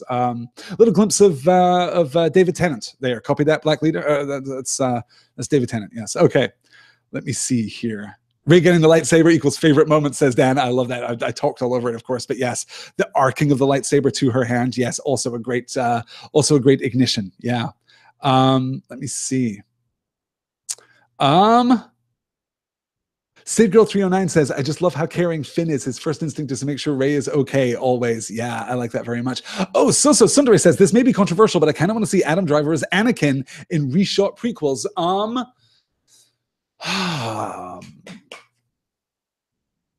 No, I don't think so. And here's why. Here's my reasoning for this, is that when we first meet Anakin, and we should not meet Anakin when he is 10, we should meet Anakin when he is 14, 15, 16, whatever. He should also be Obi-Wan's protege, not Qui-Gon Jinn's protege. If we're reshooting the prequels, let's take Qui-Gon Jinn out of there and make the prequel trilogy Obi-Wan's trilogy, as it should have been from the beginning. Anyway, Disney, call me. I'm available for script consults on this. We have to believe when we meet Anakin for the first time that he really is the great hope of the Force. Like, we have to believe that he is the prophesied one. He's the chosen one. He's going to bring balance to the Force. He can be Obi-Wan's brother. You know, we need that character. And I think that Adam Driver is naturally too conflicted. He portrays a kind of neurotic internal conflict beautifully, but he is in everything that I've seen him in, at least, and perhaps there are other performances out there which I shouldn't judge based on the absence of seeing those. You need a teacher who can show you the ways of the Force. That moment of hesitation there from Rey, but she's not listening to his words. She's hearing the Force. She's remembering that moment of peace, that tranquility that comes from it. She centers herself. Listen to what the soundtrack does as it drops out there. We just get the Force theme coming up. It's beautiful. The Force theme and Rey's theme will, of course, be unified later. And now she's focused. And she has the power to reject him in that moment, but then look at what happens. That's rage from Rey right there. She focuses herself, she attunes herself to the Force, and then almost immediately slips toward a dark side manifestation of the Force. Ill-disciplined, again, frantic, ruthless here. Hunting, as we get that slow-mo shot as he's backing up and she's coming at him, hunting him in that moment. This is why I'm expecting more conflicts, more moral and light side, dark side thematic conflicts for Rey than we might necessarily expect, given the fact that she's our essential protagonist for this movie and presumably going into the rest of the trilogy too. That division there of the blue and the red is just gorgeous there. Let me see. So yes, I guess that's where I am with Adam Driver. Is I like him very much. I don't think that he carries with him that utter arrogance, right? He needs to be like unassailably white knighty in the reshoot of The Phantom Menace, in the reshoot even of Attack of the Clones. He needs to be Lancelot. That's our archetype here. He needs to be so good that he falls. It's that kind of archetype. And I'm not sure that Adam Driver does that for me, but again, I haven't seen everything that he's done. So yeah. Yeah, Angela says Adam Driver does great anger. Absolutely, right? So somebody says, I guess Adam Driver is too clearly a villain actor. I love the idea of him turning, right? Post-turn Anakin, absolutely. I can definitely see that. But pre-turn Anakin, I'm not sure that it's quite there. Yeah. Yeah, Saved Girl 309 says, I like Hayden Christensen as Anakin when he doesn't have to recite Lucas's clunking dialogue. He has great physicality. Yes, he struggles with the dialogue. Okay. It is true, both, I think, to say that he struggles with the dialogue more than any of the other actors. Also, he has the worst of the dialogue throughout the prequel trilogy. He gets worse lines than anyone else. Yeah, so I think that's completely fair. But he does have a good physicality, right? There are moments when he's got there is something about him in those movies. Yeah, good. Yeah, Anakin from the Clone Wars series, right? Angela's talking about that version of animated Anakin. Animated Anakin is actually great. Animated Anakin is by far the closest version that we've seen to date of the character that I want Anakin to be. Yeah. Here we get the rescue from the Falcon. Chewie there in the blue light, of course, the stain of red on the snow, crossing out through the forest shrouded in snow. Chewie rescuing Finn is gorgeous. I wish that we'd taken a little more time for Chewie. It's an oft-made criticism of this movie that when we return to the Rebel base on Dakar, we get the hug between Leia and Rey, and Chewie's kind of sidelined. Hey, Leia actually makes a habit of sidelining Chewie. If you watch these movies, Medal Ceremony et al. I wish we'd had a little more from Chewie. I wish we'd had a little more. And I'm hopeful for The Last Jedi, honestly. I'm hopeful that we get something. I don't know who his partner is now. I guess it's the Porg, right? It's going to be him and the Porg just flying the Falcon around. I would really like Chewie to have a real emotional scene. That would be very demanding, right? That is asking a lot of the effects team on The Last Jedi. To have Chewie have an emotional moment that is genuinely like resonant, that isn't just the yell, that isn't just the scream, that isn't just an act of broad physicality that communicates an operatic level of emotion, but something that is quieter and softer and darker and sadder. I'm breaking my own heart now, even describing it, but I want it very much. Yeah, Chewie and R2 asks Mitchell. That would be a bold choice, right? I was just thinking Chewie and R2 would be great because you can have the conversation, but we don't have any dialogue. We don't know what they're saying to each other, but they could say something to each other. And I like that a lot. Like that would be really, really good, right? If not R2, then, I mean, who else is emotionally connected enough? Could be Rey. Is Chewie going to have a scene with Kylo Ren? Because that would be another character that he could have that conversation with, right? I don't know. We'll have to wait and see what we get from what we get from The Last Jedi. Yes, Angela's saying I now want a Louis and Cheia, Leia and Chewie. A Louis and Cheia is what I said because it's apparently the end of a very long day. A Leia and Chewie hug scene, that would be beautiful. Yes, I like that. I like that very much. Good. Yes, Angela's like, yes, and the hug is beautiful, but you're like, when did they meet? I know. This is, again, right? It's immediate connection. There it is. That's just what happens in Star Wars. And R2-D2, speaking of moments of reconnection and reconciliation, R2-D2, you're back. It's very good. You forget how little BB-8 is in much of the movie because he's oftentimes in shots by himself, or he's deep in the background of shots, or he's framed differently. But when you see him in that 3 shot of the droids there, BB-8's just little. He's just a little guy.